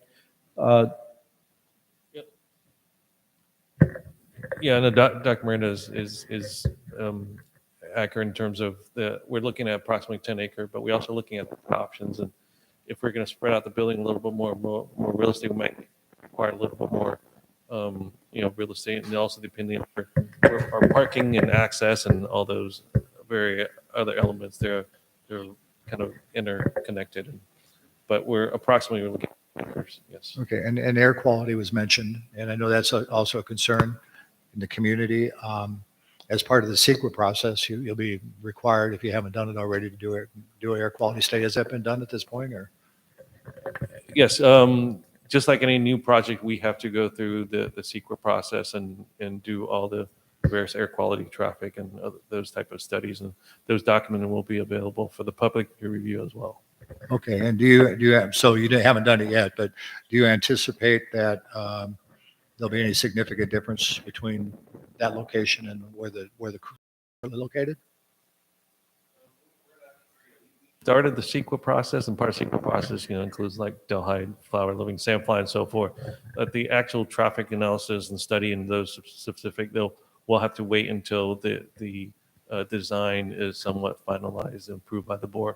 Then we'll start the actual more of the technical detail studies. Okay, thank you. All right, those are my questions. Thank you. Thank you very much. Thank you for your presentation. So next we have Chief Muncie will be presenting FP5, San Bernardino County Fire Protection District. Are you sure you want me or do you want Mike Westfall up here? Well, it says your name on here, so we can't change from the agenda. Okay, great. Presentation, please.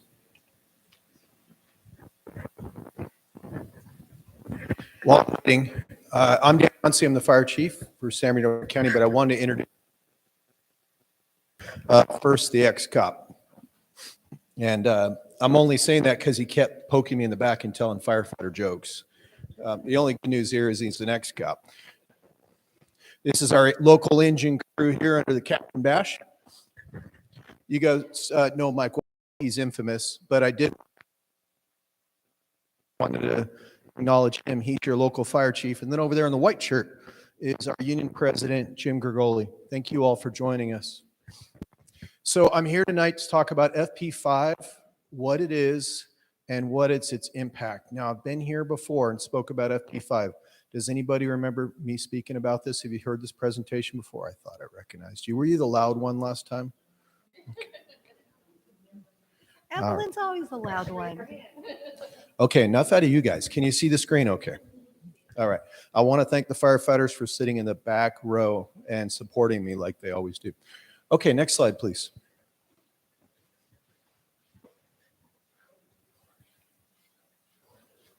Is there a clicker or you want me to? There we go. So Measure W is going to be on the ballot in March. If you get a mail-in ballot, you'll see it in your mail-in ballot if you live here in Bloomington. It gives voters the opportunity to repeal and retain Service Zone FP5. FP5 is a fire tax that's on your property bill every single year. It's $172 per year. This is what this measure is going to look like. You repeal the special tax for San Bernardino County Fire Protection District Service Zone FP5. Shall the measure to repeal for San Bernardino County Fire Protection Service Zone FP5 be adopted? Can you answer yes or no? And I've done this presentation several communities. We serve 65 different communities. And people ballot measure. Why did you write it like that, Chief? I did not write it. I do want to take a second and explain it. It says vote yes or no. It means if you vote yes, you are repealing fire tax. A fire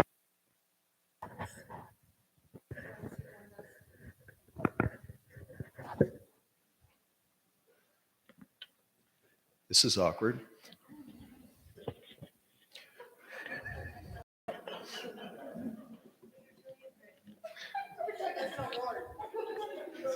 I do feel like I'm getting a Grammy. My mom's gonna. Let's get back to the serious thing.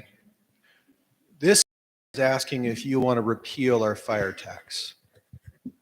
That's $172 you pay for a year. Because we serve 65, that is $47 million to us.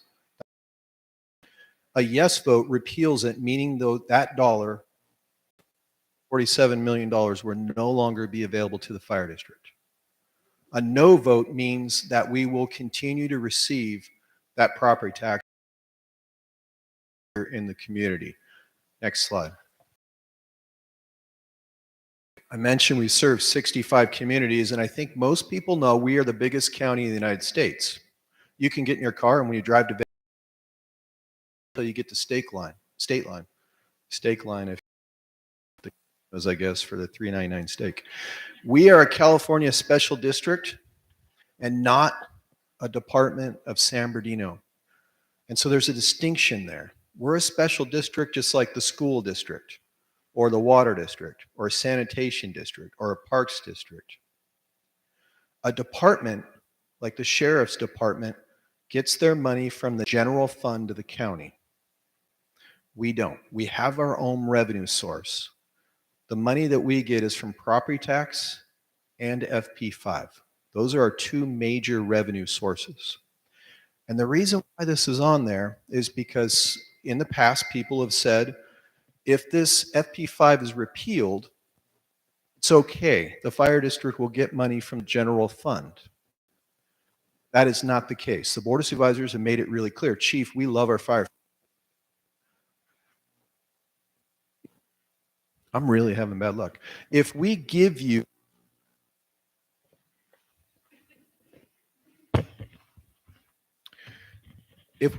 dollars, if we give you general fund dollars, then we would need to give the school districts dollars, we would need to give the water district dollars, the park dollars. Where does it end? You're not a department. So when people have made this statement that if you repeal FP5, don't worry, the county has a huge general fund, that is not true. We're also bound by Fire Protection District law. That's California Health and Safety Code 13800. And the reason I bring this up is because the law doesn't make sense. Even the sheriff will tell you that. And in this case, is it okay if I face them? Okay. In this case, the way our fire tax, there was a LAFCO protest vote. And I've heard people over the years saying this should have gone to a vote to the people. It should have been a 2/3 vote before the fire tax was instituted. And that's what I would believe is American too. You think that taxes should be a 2/3 vote. But remember I said the law doesn't make sense. And as a fire district, I cannot put anything on the ballot, no tax on the ballot. I can't put a special tax or a general tax. There's only 3 different entities that can put that on the ballot. A county, a city, or the citizens. And this tax is being repealed by a group of citizens by the name of Red Brennan. And Red Brennan is a no tax small government organization. They've put this on the ballot now 3 times. As a fire district, I can't put it on the ballot. They can. So when this fire tax started, it did not go to the vote of the people, and that just doesn't feel right. But let me explain why. I was elected to my local fire board, my local water board for 11 years. And the reason I got elected is one day I was driving around the community and I live in a small town, Yucca Valley. And as I was in the community, I heard on the radio that the state of California came in and the state of California was going to mandate that we cap our septic tanks. You can no longer use the septic tanks in 5 years, state of California. And that we needed to put $100 million treatment plan in. And I did the math. We only have 25,000 people in town, 100 million. We can't afford this. I got elected to the water board. Here's what we did. As a water district, we followed the LAFCO protest vote. Water district is a special district, just like the fire district. And the LAFCO protest vote said you need to form an assessment district. Then you need to mail to every single property owner and voter a letter that says this assessment district's being formed and this is how much money it's going to cost. Now here's where it doesn't make sense. In order to protest that assessment district, you need to take a piece of paper out and write, no, I protest this, or no, I don't agree with this tax. Sign it and then mail it back in. Well, the water district, we were asking for $2,500 a year in some cases, and we only received 8% of the people that actually took a piece of paper, wrote no, got an envelope and a stamp and mailed it in. The fire district has to follow the same procedure. And so when you hear that this is against the California Constitution or this requires a 2/3 vote, it is illegal for me to do that. In fact, that has gone to court, been litigated in court, and the judge said it is legal for the fire district to do that. They have to follow this LAFCO vote. When the fire district did this, only 4%, Kyle, 4%? 4% of the voters returned it, and so the fire tax passed. I want to speed up to where we are today. In 2023, we received 196,000 calls for service, and now we are all at risk. Our firefighters really, really work for a living.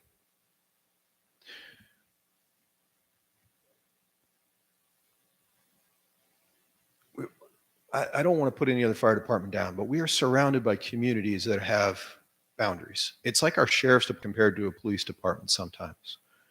Our men and women are up in the mountains in 10 feet of snow. Our men and women are out in 118 degrees fighting wildland fires. Our men and women are going into mine tunnels to find lost people. Our men and women are on helicopters flying up to Mount Baldy extricating people. Our men and women are hazmat technicians and specialists. They're USAR team members. They're even deployed. They got actually a good assignment. They went to Hawaii this year, all over the nation to do their skills. 196,000 calls for service makes us amongst the busiest in the nation. As a matter of fact, some of our fire engines are nationally ranked in the top 10 busiest engines in the nation. I'm extremely proud of our firefighters. Next slide.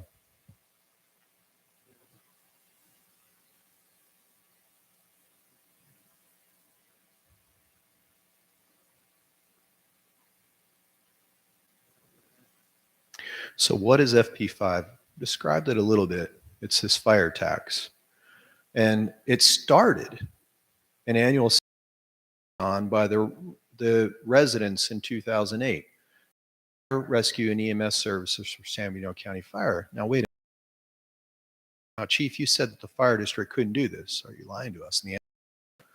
Remember I said there's 3 entities that can put a measure on the ballot for taxes. A county, a city, and in this case, the citizens of Hellendale. You know where that's at? A few? It's about halfway between Victorville and Barstow. They had volunteer firefighters and they wanted full-time firefighters and paramedics. And so they formed an assessment district, the citizens did, and they decided we need to pay a certain amount of money to afford the fire protection.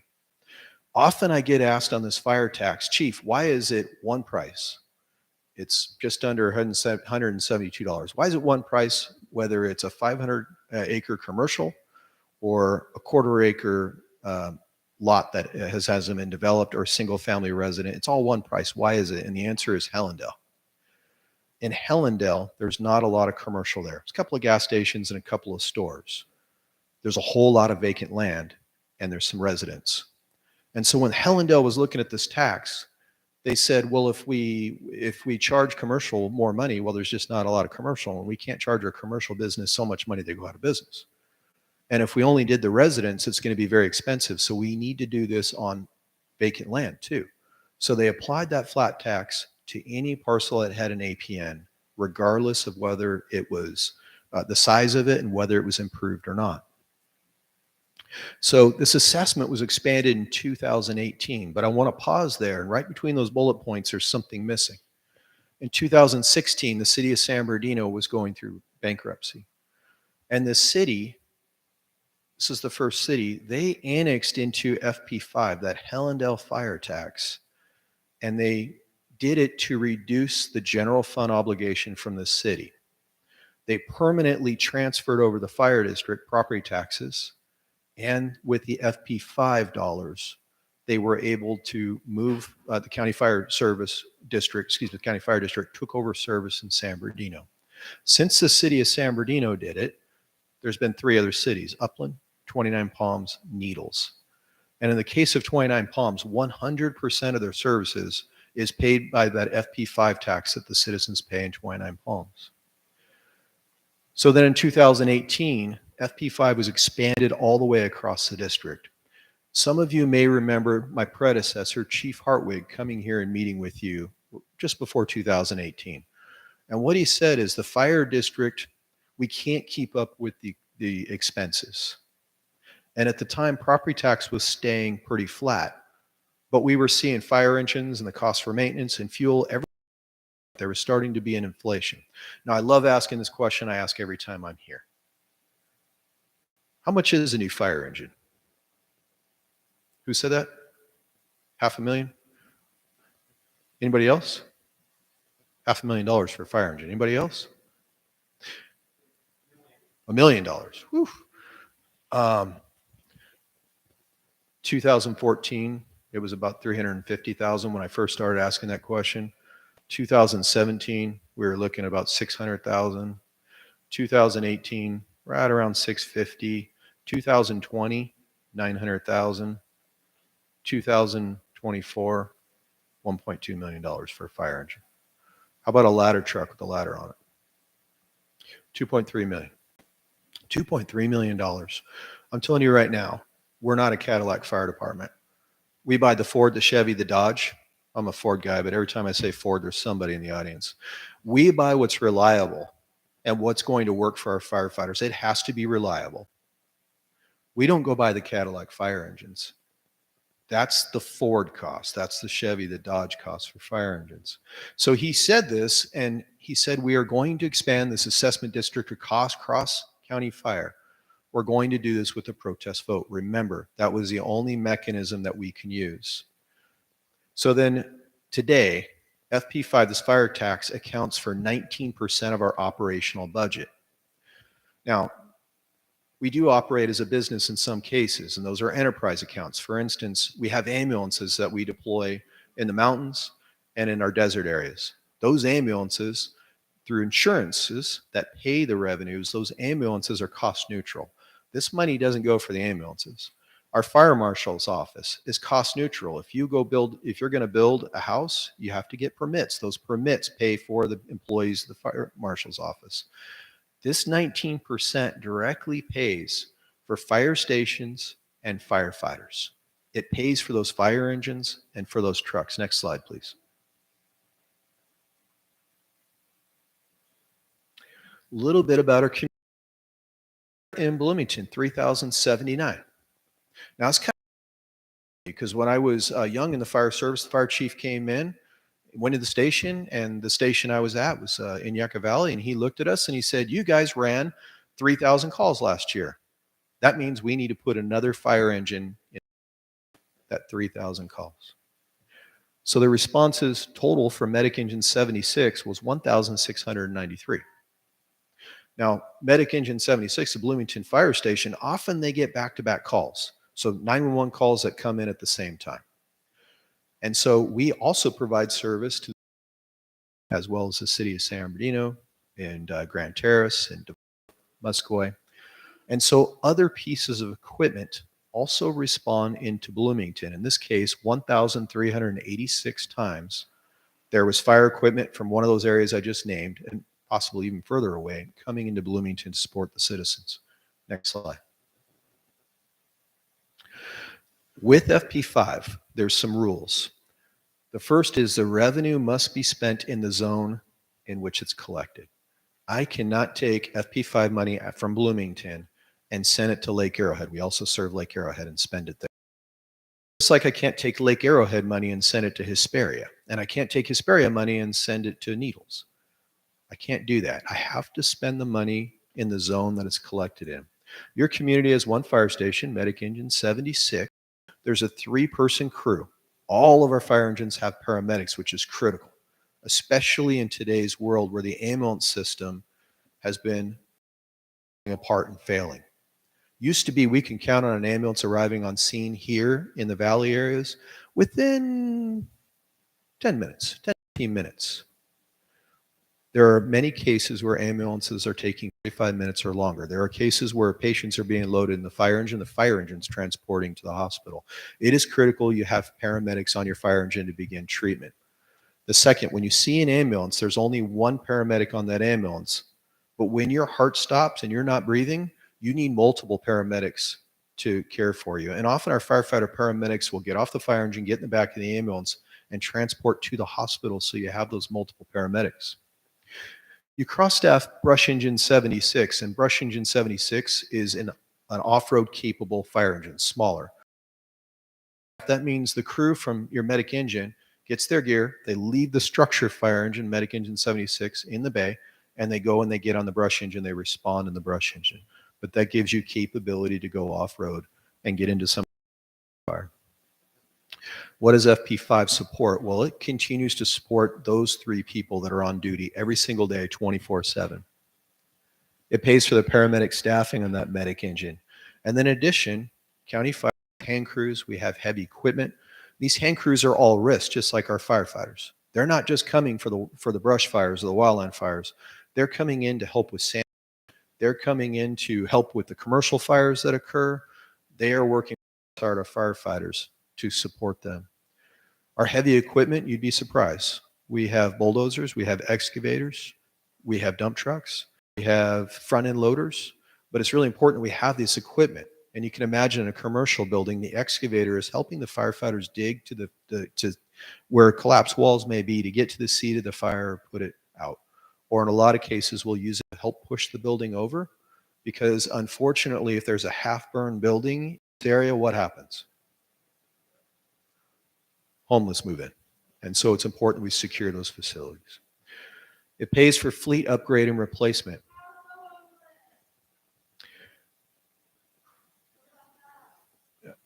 I'm going to talk We'll have about fire public rescue and comment EMS tonight. We'll So have public comment later. Thank with you. the fleet upgrade, the firefighters are notoriously hard on equipment, and thank God they are.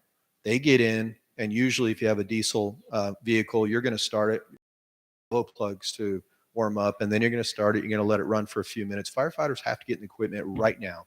They need to start it, and they need to respond. And they're hard on the brakes, and they're hard on the equipment. We have to replace our fire engines every 10 years. When we replace a fire engine, we take the old one, we put it in reserve status. And the reason is because fire engines need to go out for maintenance. So you'll always have 2 fire engines that are available. And then there's always the station maintenance and improvement. Now, our Bloomington fire station, if Supervisor Baca was here, he would tell you that he asks me every time he sees me, Chief, when am I getting a new Bloomington fire station? He is an advocate for this community, like, well, you guys know. The answer is that it's coming. It is on our capital improvement project list. We've been looking for property. Supervisor Baca has done a great job in making sure that we're putting money away in our reserves to replace that station. And it's going to happen within a couple of years. Next slide. So what happens without FP5? Well, there is no current replacement revenue available. FP5, if it goes away, unlike the federal government, I can't print money. I to then only have the property tax in this area. The County Fire Protection District gets a portion of your 1% property tax. That's how we're funded. Helps us pay for the service here in the city. Station 76 is significantly funded by FP5.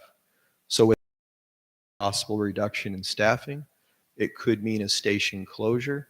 It could mean that response times increase, and it could be that there's an increase in insurance premiums. Next slide. I believe this one's really easy. Now, what's projected to happen if FP5 is not repealed? Well, if it's not, continue to provide you the best service that we can. Your firefighters work extremely hard for you. We will maintain the staffing at this fire station and continue with rebuilding our fire stations and replacing our fleet. Next slide. That's the easy one. Is there any questions from the board? Any questions, Teresa? Or Shouldn't I just have a comment that I really appreciate you taking the time to explain this to me, because I would have probably been one of those people that didn't quite understand what I was reading. So, sometimes you just think, you're thinking about the dollar, especially when the times are tough and you're thinking, oh, when you see how detrimental it could be to your fire department, it's something you really got to think about. So thank you so much for educating on us. Really, really do appreciate that. Thank you, Teresa. Your firefighters work hard. It's $172 on your property tax. They've come to my house, fortunately, recently, a couple months ago for my husband. So I don't doubt you guys work hard. And I when you're like, our fire department's this, and then I wanted to say, yeah, and you're also underpaid too. So you guys job, and thank you so much for everything. I mean, you've supported not just my household, but times you've come to the park both on a professional level because we've had something happening at the park, and also on a fun level, coming in and being a part of our community events. So thank you guys for everything you do. Thank you.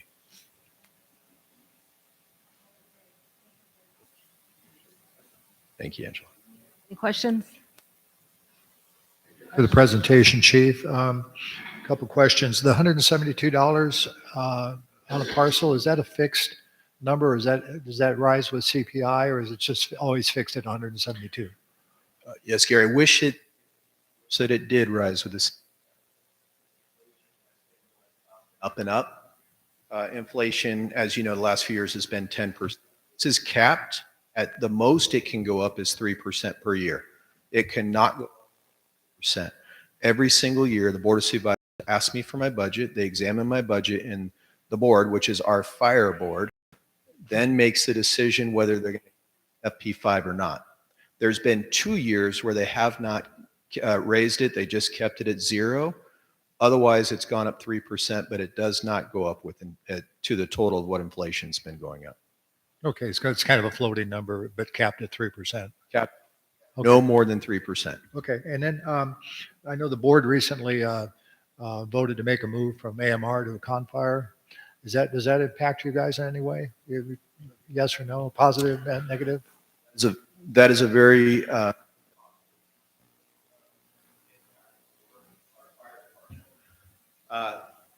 that allows us through Confire. We are a joint powers agreement agency, and we are a very large part of that JPA.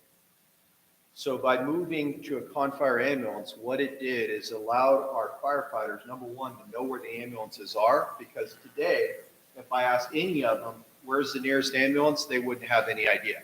But if I asked any of them to tell me where all of our fire engines are, they can tell you immediately where our fire engines are. Oh, and by the way, they can tell you where Rialto's fire engines are, where Redlands Fire Department engines are, where Colton's fire engines are, where Apple Valley's fire engines, they have no idea where the ambulances are.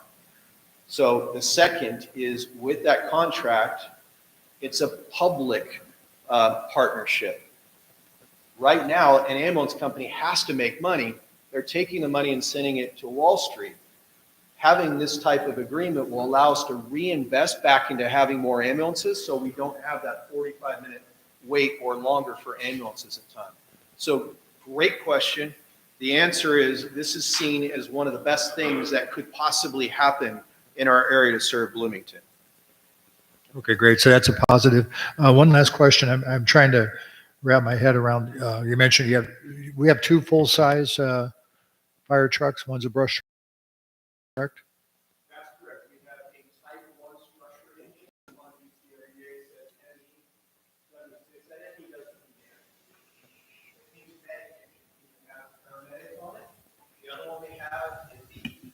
Microphone, please, Chief, so our live stream can hear you. Thank you, sir.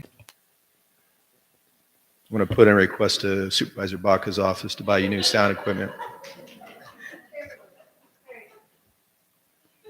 ME means medic engine, full-size structure engine. BE means brush engine. That would be the off-road capable, smaller fire engine. Right. So there's three firefighters staffing, not three on each truck. There's a total of three. 1 3-person crew that will cross-staff or decide which vehicle they're going to take. Okay. And so to call it, I guess I'm trying to understand the verbiage because I'm familiar with Colton and they just put in a paramedic squad, Chief McCarg and them. And, but I mean, it's pretty standard, isn't it, to have a medic? It's almost required to have a medic on a fire truck. So it's kind of interesting that we call it it's referred to as a medic engine. Because I believe probably 70% or so of your calls are medical on average. Okay, so there's 2 questions. There's Yeah. the answer is in Southern California, yes, but the rest of the world it's somewhat rare. Not every fire engine has a paramedic, even in Southern California, though. You mentioned that what percentage of our calls are medical. If you look at percentage, 70 out of 100 would be medical, but I want to make a distinction. That does not mean that 70% of the time we're spending on medical. You can imagine one fire may be several hours where a medical call may be 15 minutes. You're stabilizing the patient basically until the ambulance service comes in. The second piece is that our crews are often training for the fires. The third is that they're actively working to reduce the fires. So if you looked at percentage of time, your firefighters are spending most of their time studying, preparing, preventing, and then responding to fires. We absolutely want to have paramedics on the fire engine, again, because it's critical that our citizens have advanced life care support immediately, that they don't need to wait for a paramedic ambulance to arrive. Okay, great. Thank you, Chief. Thanks for the answers. Thank you for your presentation. Comment, sir. During public comment, the rules apply to everybody. During public comment, sir. Thank you. I know, during public comment. Thank you, Chief. Oops. We have one more presentation. It is the Bloomington Roadwork Improvement Project, OPR Communications.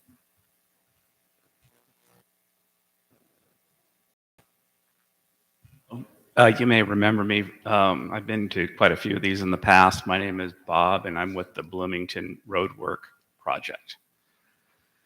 The update now is on the utility installations that are going to take place off the road, not on the road. And that's going to go along the west side of Europa between the west side of Locust between Europa and 11th on the west side of Locust. And so you might be seeing some utility trucks along the side of the road, but it shouldn't impact the road that you're driving on. And if it does, we have phone numbers and everything available for you to call, and we can square away whatever the issue you may have.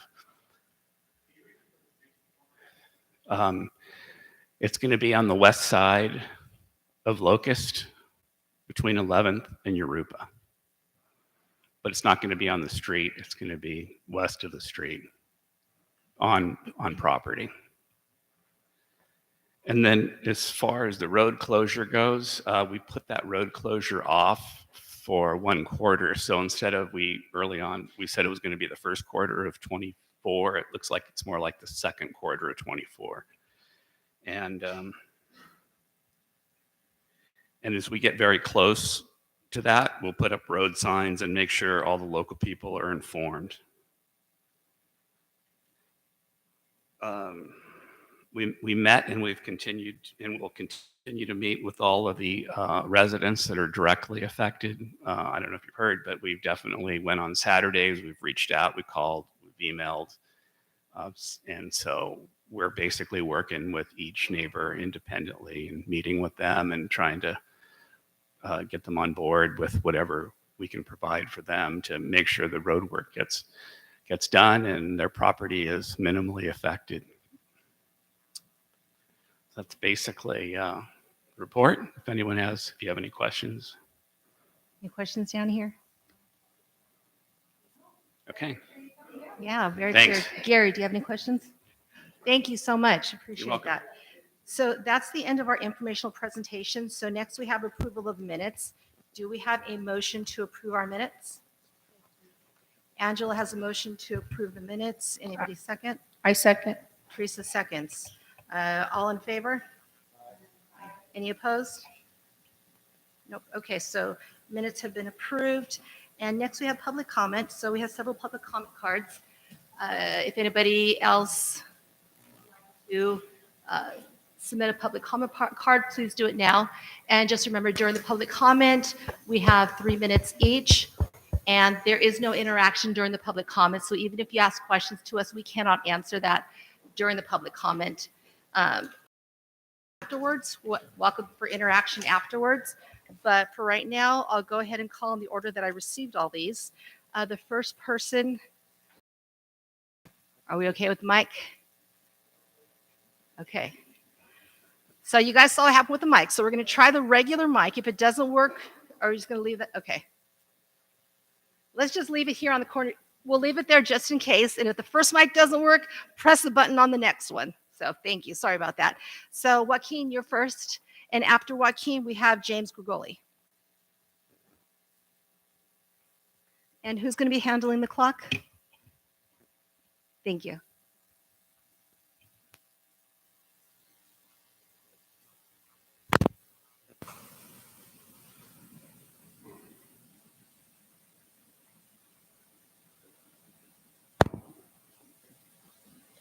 Good evening, MAC and community and staff. First of all, I would like to address the need for interpretation at these meetings. Not only here in person, but also online. We had a lot of parents who wanted to hear about Zimmerman updates that are monolingual. Bloomington has the second highest monolingual population behind Moscow. And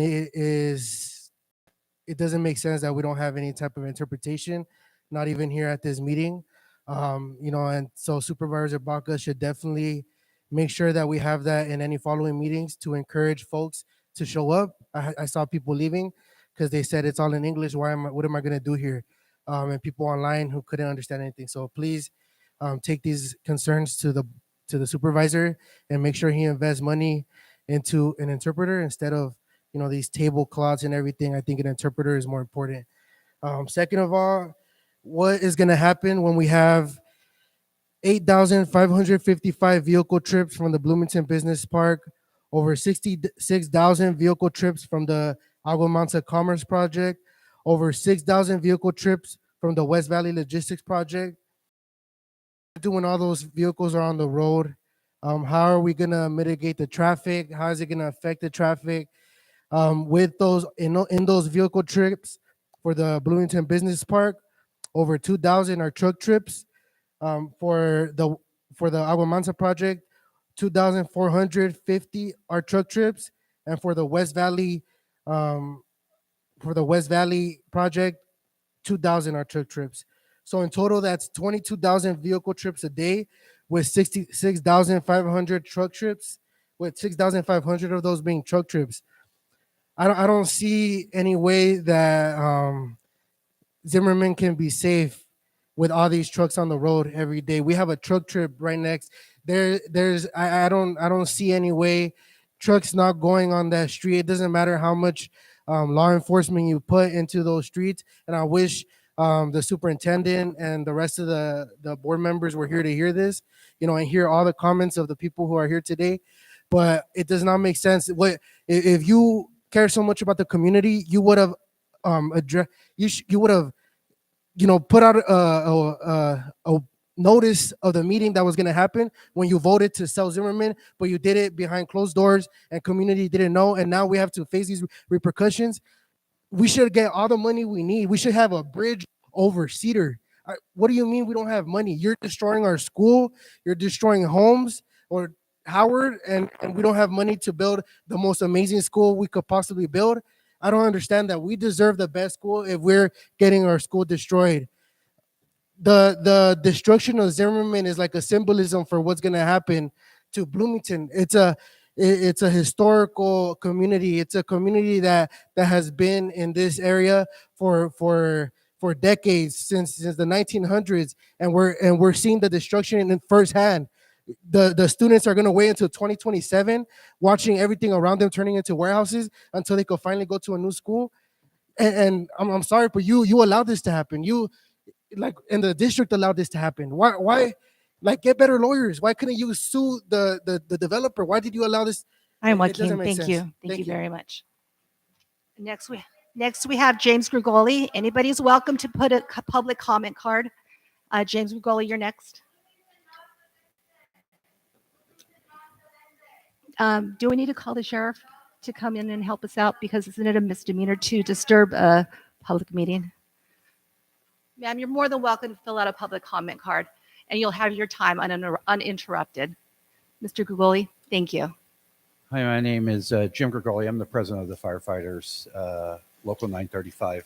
I'm here to talk about FP5. I appreciate Chief Muncie coming up, and he talked a lot of facts about the department, a lot of facts about how we got here. A little thing I wanted to add is this is our fourth time going to the ballot with this. The original time there was a protest vote in 2018.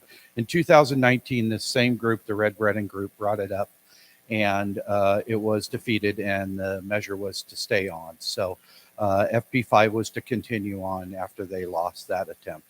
They came back again in 2021 and attempted again, where they illegally gathered signatures, and that has been in the court now for 2 years about what happened. It went to a vote then, and now we're back here again. Some of the facts that the Bloomington citizens should know is that the county fire department serves about 1.3, 1.4 million people, and this is being put on the ballot by 5,000 signatures. 5,000 signatures that were gathered to put on this on the ballot that affects 1.3 to 1.4 million people. I can assure you this is about one thing. This is about defunding public safety. That's all it is for them. It is defunding public safety. Whether you want to say it was going to defund the measures before, or they want to defund the police, this is defunding the fire department. And this is going to truly affect firefighters and the fire stations that serve the county. And remember, when the minute that you take one out of the system, it makes the others busier and it increases response times. People talk about what could it do? Well, it's going to increase your response time. It's going to increase your insurance rates. I can assure you what is going to happen is that there will be homes being built here that cannot get insurance because they don't have a fire engine close enough to respond. So remember, a no on Measure W. This is about one thing and solely one thing that the Red Brennan group wants it to be done, and that is to fund the fire department. It's a sad state that we're here the fourth time, and the union continues to fight it, but we're here to fight, and we're here to protect our citizens, so thank you very much.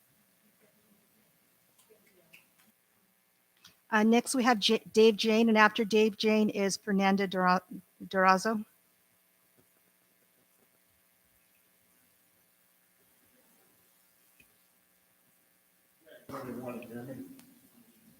You know, I could all hear you.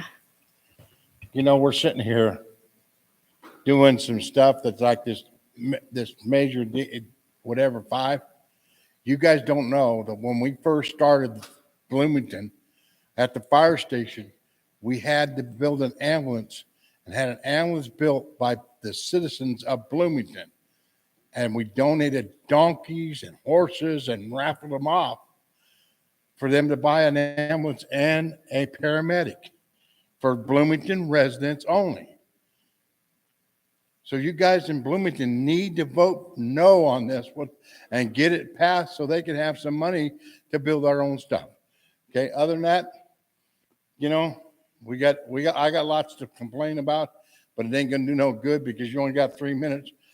I want to make sure that you guys all know about it. My Easter ride, okay, is coming up in March 23rd, okay?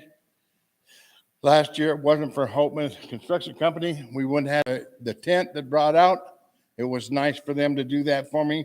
It cost us almost $1,200, okay? So if you got donations, please send them to us. because we don't have the money to spend like that. And I need the parks people to make sure that we have the park on the 23rd with the soccer people. Because I got a lot of kids coming for Easter eggs, and I can't put them, I don't know where else to do it. So I need the soccer field. Okay? All right, thank you. Thank you, Mr. James. No, the soccer field. The soccer field's behind the baseball diamond, baseball field.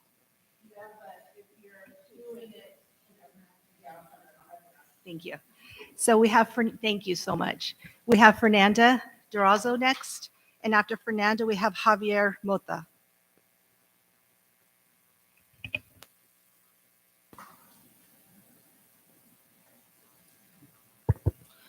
Good evening, I'm Fernanda. I've been a resident of Bloomington for 25 years, going on 26. And I'm here to talk about basically the changes that Bloomington is going through, and not exactly for the good. I'm not exactly good at talking in public. I'm just a photographer, and I've been, documenting Bloomington for 2 years. And I wish I had started sooner, but so I just want to talk about, Zimmerman and the history of Bloomington. There's not a lot, honestly, even in the libraries, the county of San Bernardino, there's no history. And that's the reason I started documenting Bloomington in the first place. So Zimmerman being, 60 years old, that's history right there. And I want to know why it's being destroyed and what's going to happen to it. And I really hope there's a plan. There is a plan set to document, this historic site because, a lot of history is being, washed out, and that's environmental racism in itself. So that's one thing. And obviously, warehouses and buying land and throwing everyone out, basically. So that's my take on it. Thank you. And after Javier is Tony.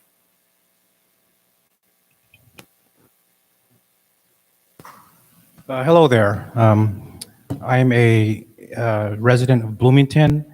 I am on Spruce Avenue on the south side of the 10 freeway. I have noticed that the warehouses have been coming up, and I measured today on Google Maps, and I have warehouses roughly about a half mile or less to the south, to the north, to the east, to the west. Okay. I have not received one letter letting me know that these warehouses were going to be built. I've just been seeing them and seeing them. My street is residential, and I noticed a few years ago they made my street 40 miles an hour. There's not one warehouse on my street. It's all residential, yet my street is 40 miles an hour. And it's actually dangerous for my children.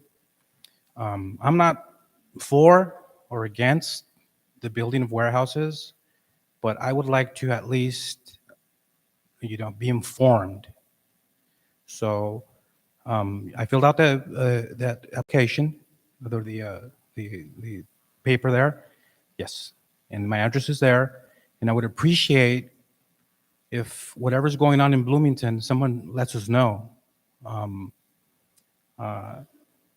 Now, regarding the school being built there on the other side of Pilot, it really doesn't. I mean, is the question is also does anybody know what's going to happen to my street? Is it going to be developed in a few years? Right? If somebody knows here, I would like to know, because I have plans maybe building a home. Why would I build a home if they're going to buy me out in 2 years and 5 years? It's really important for residents to know what's going to happen in Bloomington, because the geographic location of Bloomington is right in between the 10 freeway, the 60 freeway, the 15 freeway, and the 215 freeway, right? We got Las Vegas, we got San Diego. So I guess somebody sees Bloomington as very valuable or many people see Bloomington as very valuable. But the residents of Bloomington need to know what's going to happen. It would be nice if you guys would, or somebody would inform us, and just be straight up. This is what's going on. Thank you. Much. After Mr. Mota, we have Tony, and after Tony is Roxanne. And so if you are newer to coming to our meetings, the public comments that you fill out and drop off at the desk over here, we have our meetings recorded, and also my regular blue pen that I use every time. I make notes of what you're saying up there, and these public comment cards go directly to Supervisor Baca's office. So your voice is heard, notes are made, and moved forward. So just wanted you to know that.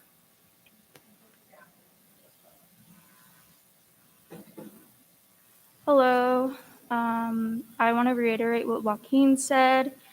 There should definitely be a Spanish interpreter, and I think it just blatantly shows how you don't know your population here in Bloomington, which is just disheartening.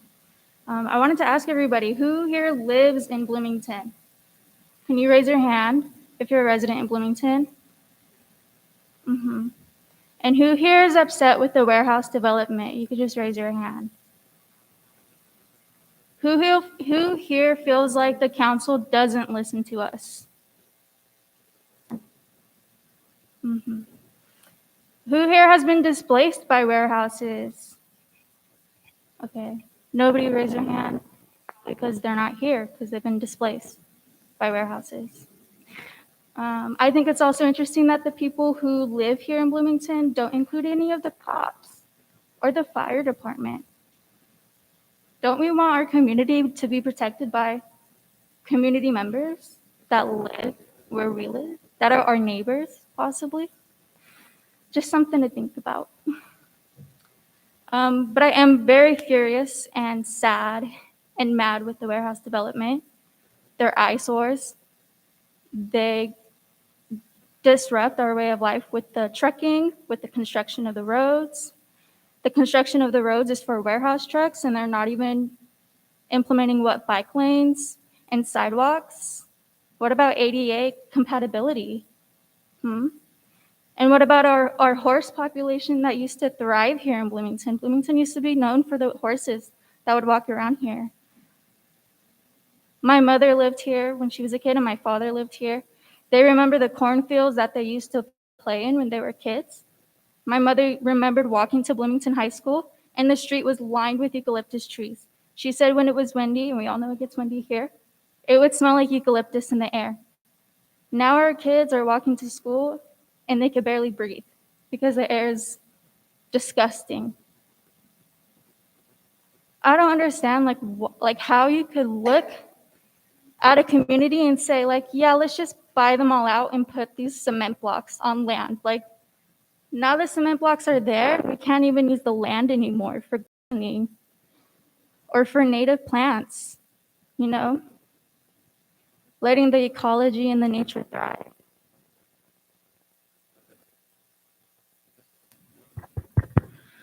So.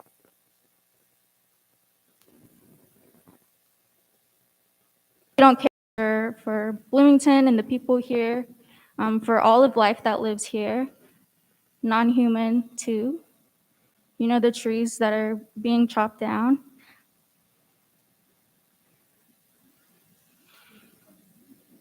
Was that my 3 minutes? It was. Thank you very much. Roxanne, Ms. Bazo?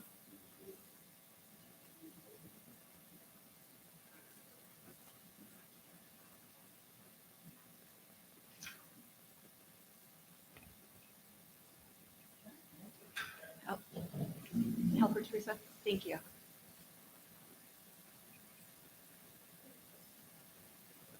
Right here. Right here? I'm fine. Talk so I can see if that's the right place. Yeah. Can you guys hear me? Well, we need it in the microphone so that online can hear you. Yeah. Thank you, Roxanne. Comments. It's our time to do comments. I think it needs to be changed to comments and answers because we're no longer allowed to ask questions to individuals that come. and some of those are downright important. I'd like to say thank you to the individuals who came, the school district, the fire department, CHP, because we do have important questions that do need answers at the time of when it's spoken. One, are you taking notes that you can ask them and that you can come back next month and answer those questions for us? They never happen. So that's something that needs to be taken into consideration from our supervisor, to add one more little part, because we have to wait another month. Ridiculous. So the fire department, for the families that would like to help, if you have signage that we can get and place out with the word no, I'd like to know, because I would like to be one of those to help. Number two, school district. Call the school district, because I had a grandson that was robbed of his wallet, his bus pass, which was a big issue to get those, because to be having access to get onto a bus to make sure that there was enough space for the kids that are supposed to be on that bus, he no longer has it. It was stolen. His ID, they tell me from the school, transportation is use that. How do you do that when that is stolen? So what was I told? We're not issuing any extra bus passes. I've already been called to the school twice. Grandma, can you come and pick me up? It takes me an hour and a half, because all of their parents work, to get up to Mary B. Lewis, walk, get back up there, get the bus, and go to the schools, when all it would take is a bus pass. And that was my question. When will you be reading? I'd like to say thank you for the Girl Scouts for the consideration of the gardens. It is a really, really important project to them. For the individuals who are thinking about the warehouses, that big, huge warehouse where all those houses is Bloomington's salvation, because that there will give us That's time. money. Thank you so much. Will Thank give you. us money for Thank us you. to become Time a is city. over. Appreciate it. Thank you. Public comment is closed now. Next, we have discussion items. I don't believe we have any old or new business today, and I think we'll go ahead and skip that. Next item.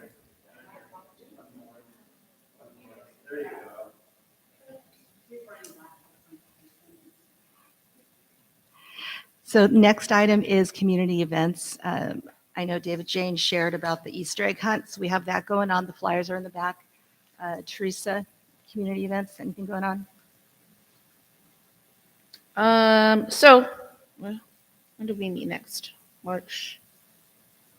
Easter. March 6th. Okay. I will bring more flyers. I apologize. But March 8th is Bloomington Little League's opening ceremonies. So it is a Friday evening. So we started it on a Friday last year, because our events can go a little long. So in the essence of time and other things that we are adding, we have 2 Friday evenings. So we hope you can join us. It's especially exciting this year because we are also going to be cutting the ribbon. If you don't know, they have been renovating our park, snack bar, bathroom, offices. So we will have a ribbon cutting ceremony during the opening ceremonies. The following day, that's 6 p.m. The following day on March 9th, we will have our annual pancake breakfast, and that will be from 7 a.m. to 9 a.m. The cost is $5 for all you can eat, pancake, sausage, and orange juice and coffee. So we hope that you guys will come down and help us celebrate and have a great time. So that is all for me. Thank you. Events. Blue Pantry tomorrow at the Olive Branch from 10 and we start between 10 and 11 until all food has been distributed. Thank you, Gary. Community events, good. Okay, thank you. Thank you for the presentations this evening. And school district, thank you for hanging out. And chief, thank you for hanging out to talk to the residents after the. Pardon? Oh, community events. I'm sorry. No. It's okay. So You guys. we're that's done your with community department. events. So the next, the last section before we adjourn the meeting is MAC members reports. Gary, you started. Go ahead and finish your My report. bad. I'm so sorry. Okay. It's been a Okay. long night. Comments still hold true. So yeah, thank you. Thank you to the chief and to the school district. Was mentioned about relationships and we've had a very good relationship with the school district. They've been very proactive in dealing with warehouses, and actually they've set the tone. I guess they didn't end up actually going to litigation against Howard, but out of that we received $45 million, I believe, to build a brand new state-of-the-art school in Fontana. A settlement that was really highly praised by the environmental justice community. I believe they got $140,000 in some landscaping to build a school right next door to build a warehouse right literally right next door to Europa. I believe it's Europa Vista High School. And so I consider that what you were able to accomplish a big win for the community. The alternative was that the item was going to pass, and you would have students literally on the doorstep of a warehouse. So I think the district, through their being proactive, I think they made the right decision. I also appreciate the fact that the school district has been very proactive with illegal truck yards. And my understanding is they recently got an injunction to force one of the illegal truck yards out that is right directly next to Crestmore Elementary. Nobody ever wants to talk about illegal truck yards in this community. There's over 200 of them. They're far worse environmentally disastrous than the number of warehouses we have. And they continue to go on. They continue to drive and park next to schools, next to homes, and all over Bloomington in residential neighborhoods. And we would sure appreciate some help on that. West Valley Logistics, that was mentioned. I can give you a little feedback on that because I testified 3 times at the city of Fontana about that, twice at the Planning Commission and once at the board. And we can't control what other cities do when they put their warehouses on our doorstep, like Europa Valley did at El Rabino, and like Fontana did. Fontana didn't even want to take their own traffic. Their mitigation, believe it or not, was they were going to take down 70 properties in Bloomington and run all their truck traffic down Locust to Slover, which would have forced us to actually rezone all that to industrial. We fought that. And the county sued, and because of that, we got $1 million a year for 20 years plus an agreement to join a future community facilities district that it's going to be a warehouse tax. And that's paying for us to have additional public safety and an additional deputy in our community right now is that $1 million a year. Now, in the meantime, the environmental justice community sued as well, and they actually settled their case way before the county did. And to my surprise, when I read the settlement, I guess people don't want to hear this part. There was 42 acres in Fontana set aside for the California gnatcatcher, but the only mention of anything to come to Bloomington was, well, if you run your trucks down Locust, if 50% of them run down Locust, pay our organization $100,000, and we'll put some filtration systems in a few homes. So that's what that's the back and the forth of what's going on. I think it's really important. Nobody on the, I know, and we've all made our cases clear regarding truck terminals on Cedar, certain warehouse projects on Cedar, and other projects that have come before us. And we have, I'm only going to speak for myself. I don't want to speak for my colleagues, but I believe there is no intention on this board or anywhere to turn Bloomington into a warehouse mecca. Now, that's not going to stop developers and real estate people from trying to buy property. But I think we made it pretty clear years ago that we were not for that. We were not going to allow that, and we weren't going to be happy with it. But unfortunately, until we incorporate and become a city, we do not make our own decisions. Supervisor Baca is 1 vote out of 5. Recently, he told you tonight, he voted against the Prologis project. The other 4 supervisors voted for it. So same thing on Cedar. We're getting a 9-acre truck terminal right in the middle of a commercial area. Why? Because the other 4 supervisors that we didn't vote for, they voted for it. Supervisor Baca voted against it. So, I just want to be clear because, it's put out there like, oh, we have all this decision making and we can do this and we can do that. And we're all about having warehouses. That's far from the truth. We're about providing services for our city. And I'd like to ask some of you guys, do you like flooded streets? Do you like lack of public services? Do you like not having enough public safety in this community? 1 or 2 deputies for a high crime area of 24,000 people? That's what we need to look at.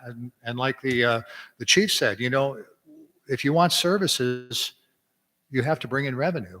And that was the decision that was made several years ago. But it's not unlimited warehouses anywhere they want to go. I don't think anybody supports that and is going to stand for that. So I want to put that out there because just recently, 2 weeks ago, I got a letter from a developer. That wasn't a developer, it was a real estate company from Orange County, Irvine. Oh, here's a fake check for $706,000 for your house. And it's like, well, why would you want to buy my house? Well, they want to buy your house and your house and your house and your house. And when they get to 20 acres worth of houses, then they're going to go and try to put in a warehouse. And you know what they'll do? In my neighborhood, they'll get it approved because they'll annex into Rialto. And we'll have the traffic and Rialto will have the revenue from the project. So these are the big situations that are being dealt with in this community. And, I just feel it's important to keep that out there and keep expressing that because, you hear this drumbeat all the time about warehouses, like it's predestined. I say, oh, all the number streets are all going to be warehouses in the next 5 years. Nobody's ever talked about anything like that. First of all, it's impractical. Can you imagine how many houses you'd have to buy to do something? Those are small properties, but take a look around and look at all the 2, 3, and 5 acre properties that are being bought up and have 50 and 60 and 80 trucks on them illegally, idling all night, running reefer units. So, okay, Diane, I'll get out my soapbox, but I'm really passionate about this, guys, because people in the community have to understand what's going on here.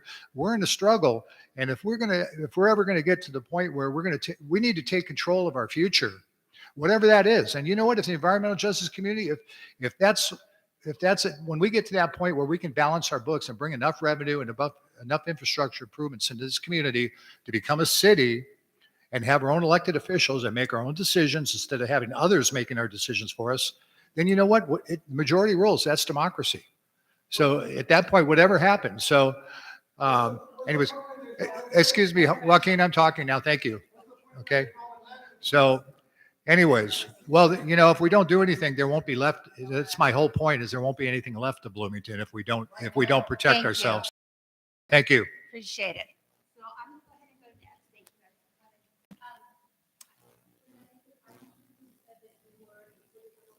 But seeing your work, and you are a photojournalist, definitely. Thank you for doing our community.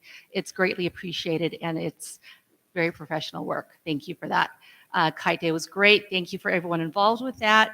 And then for those of you who want questions answered from Supervisor Baca's office, number is always listed. Their email is always listed. You're always welcome to reach out to them at any time. They do get back to you. They're here after the meeting. You're always welcome to go to them for questions. They have answers, and if they don't have an answer tonight, reach out to them. They will respond to you. That's all I have today. And Joe and Teresa, motion to adjourn the meeting. Oh, no, I have something to say. Oh, Teresa, yes. I do. You didn't I answer do. quick enough, girl. Sorry. First off, and forgive me forgive me guys, because I may be stirring into something, but I would like to know if there is a process that we could do, maybe like a little presentation or something on the difference between a city versus, unincorporated. Because I feel like some people, I hear people say Bloomington City all the time, but they don't understand we're not a city, we're not a town, we operate differently. And maybe it would kind of help if people understood the difference between being unincorporated in a city. So if maybe we could ask the supervisor's office if we could put together something for that, I think that would be helpful. The other thing that I would also like, I would like if we could look into the translation, because that is very key. It is very key. We do continuously hear it, that's something that the community wants here, is translation services. Understand it's not meant to be interactive, but if perhaps during our public comment, we can come up with some solutions or some, further ideas on how we can go ahead and look into that, that'd be great. Whether it be just trying to understand to what extent or how we can go ahead and provide that service, if that's something that we can look into. Something we would like to be addressed at the next meeting, because we do want Spanish interpretation for the entire meeting and public comment. So just so you know, we do want that. Our community wants that. So we need to figure out a way to make it happen. Yeah. So, did you? What does that look like to you guys? Somebody is The translation boxes they had, like for example, Joaquin's group, they had an interpreter in the back who used the little headsets and interpreted through that and fed it to them. I know it is hard because the feedback, but if they go towards the back a little bit, we're still able to conduct the meeting. Okay. I can definitely inquire on that. I can go ahead and provide you guys with an update as to when it can happen or if it can happen. But we're definitely jotting down the concern. Thank you. Okay. Thank you. The other thing, and this may be opening a can of worms, I apologize, guys, but I do feel Roxanne's passion. I really feel I feel like we need to go back to the old days and open up the floor when we have our speakers here, because I know it's difficult, but listen, a trial run.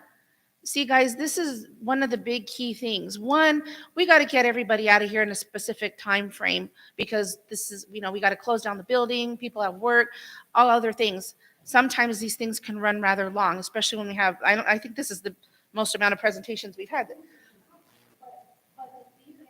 Guys, is if we, one, can respect each other, keep the comments to strictly the comments and get your answers answered. Maybe we can go back to that form again. That was, it is what we're here for. We want to hear, I want to hear what you want to say. And you know what, young lady, I commend you for going up there and speaking. It is not easy to do. Please don't ever let that stop you. Because you know what? I have seen your work too, and I think it's fantastic. And I would actually like to speak with you regarding some other things that we have pictures of. Sorry. But I really think, honestly, guys, we really should try to speak with supervisor's office about going back to that format, how it used to be. Yeah. And I mean, because we do want to hear their feedback. We want them to be able to get their questions answered. If Colton's doing a presentation and they have an answer, sometimes you're 40 minutes into you forget what your question was. They should have that. That's what we're here for. So that's on that. I don't know if we can do that, but I really, really think that would be good. I do, and we're going to adjourn in just a second, but I do agree with you 100%, Teresa. If we were able to have interaction respectfully with each other, I would absolutely love to continue that like it used to be. Unfortunately, it hasn't been like that these past few years. So at this time, we'll have to discuss that and see what to do about it. But at this moment, I don't see that happening. I would love it to happen, but I don't see that happening. Come down with some ground rules and say, listen, we're going to give it a try. This is how it's going to be. If the ground rules are, then maybe we ask those lovely, escort people out if they don't want to, be respectful. I mean, I think that's a try. I think we should I think try. we can try it again. We'll talk about it. We have tried it before, even tonight, and had difficulties. It's hard to get everybody to give each other enough time respectfully to not interrupt and get their point across in a respectful manner. But we will definitely take that into consideration. Thank you. Thank you. Motion to adjourn the meeting? Angela, second? Teresa, thank you. Meeting is adjourned at 8:46. Thank you.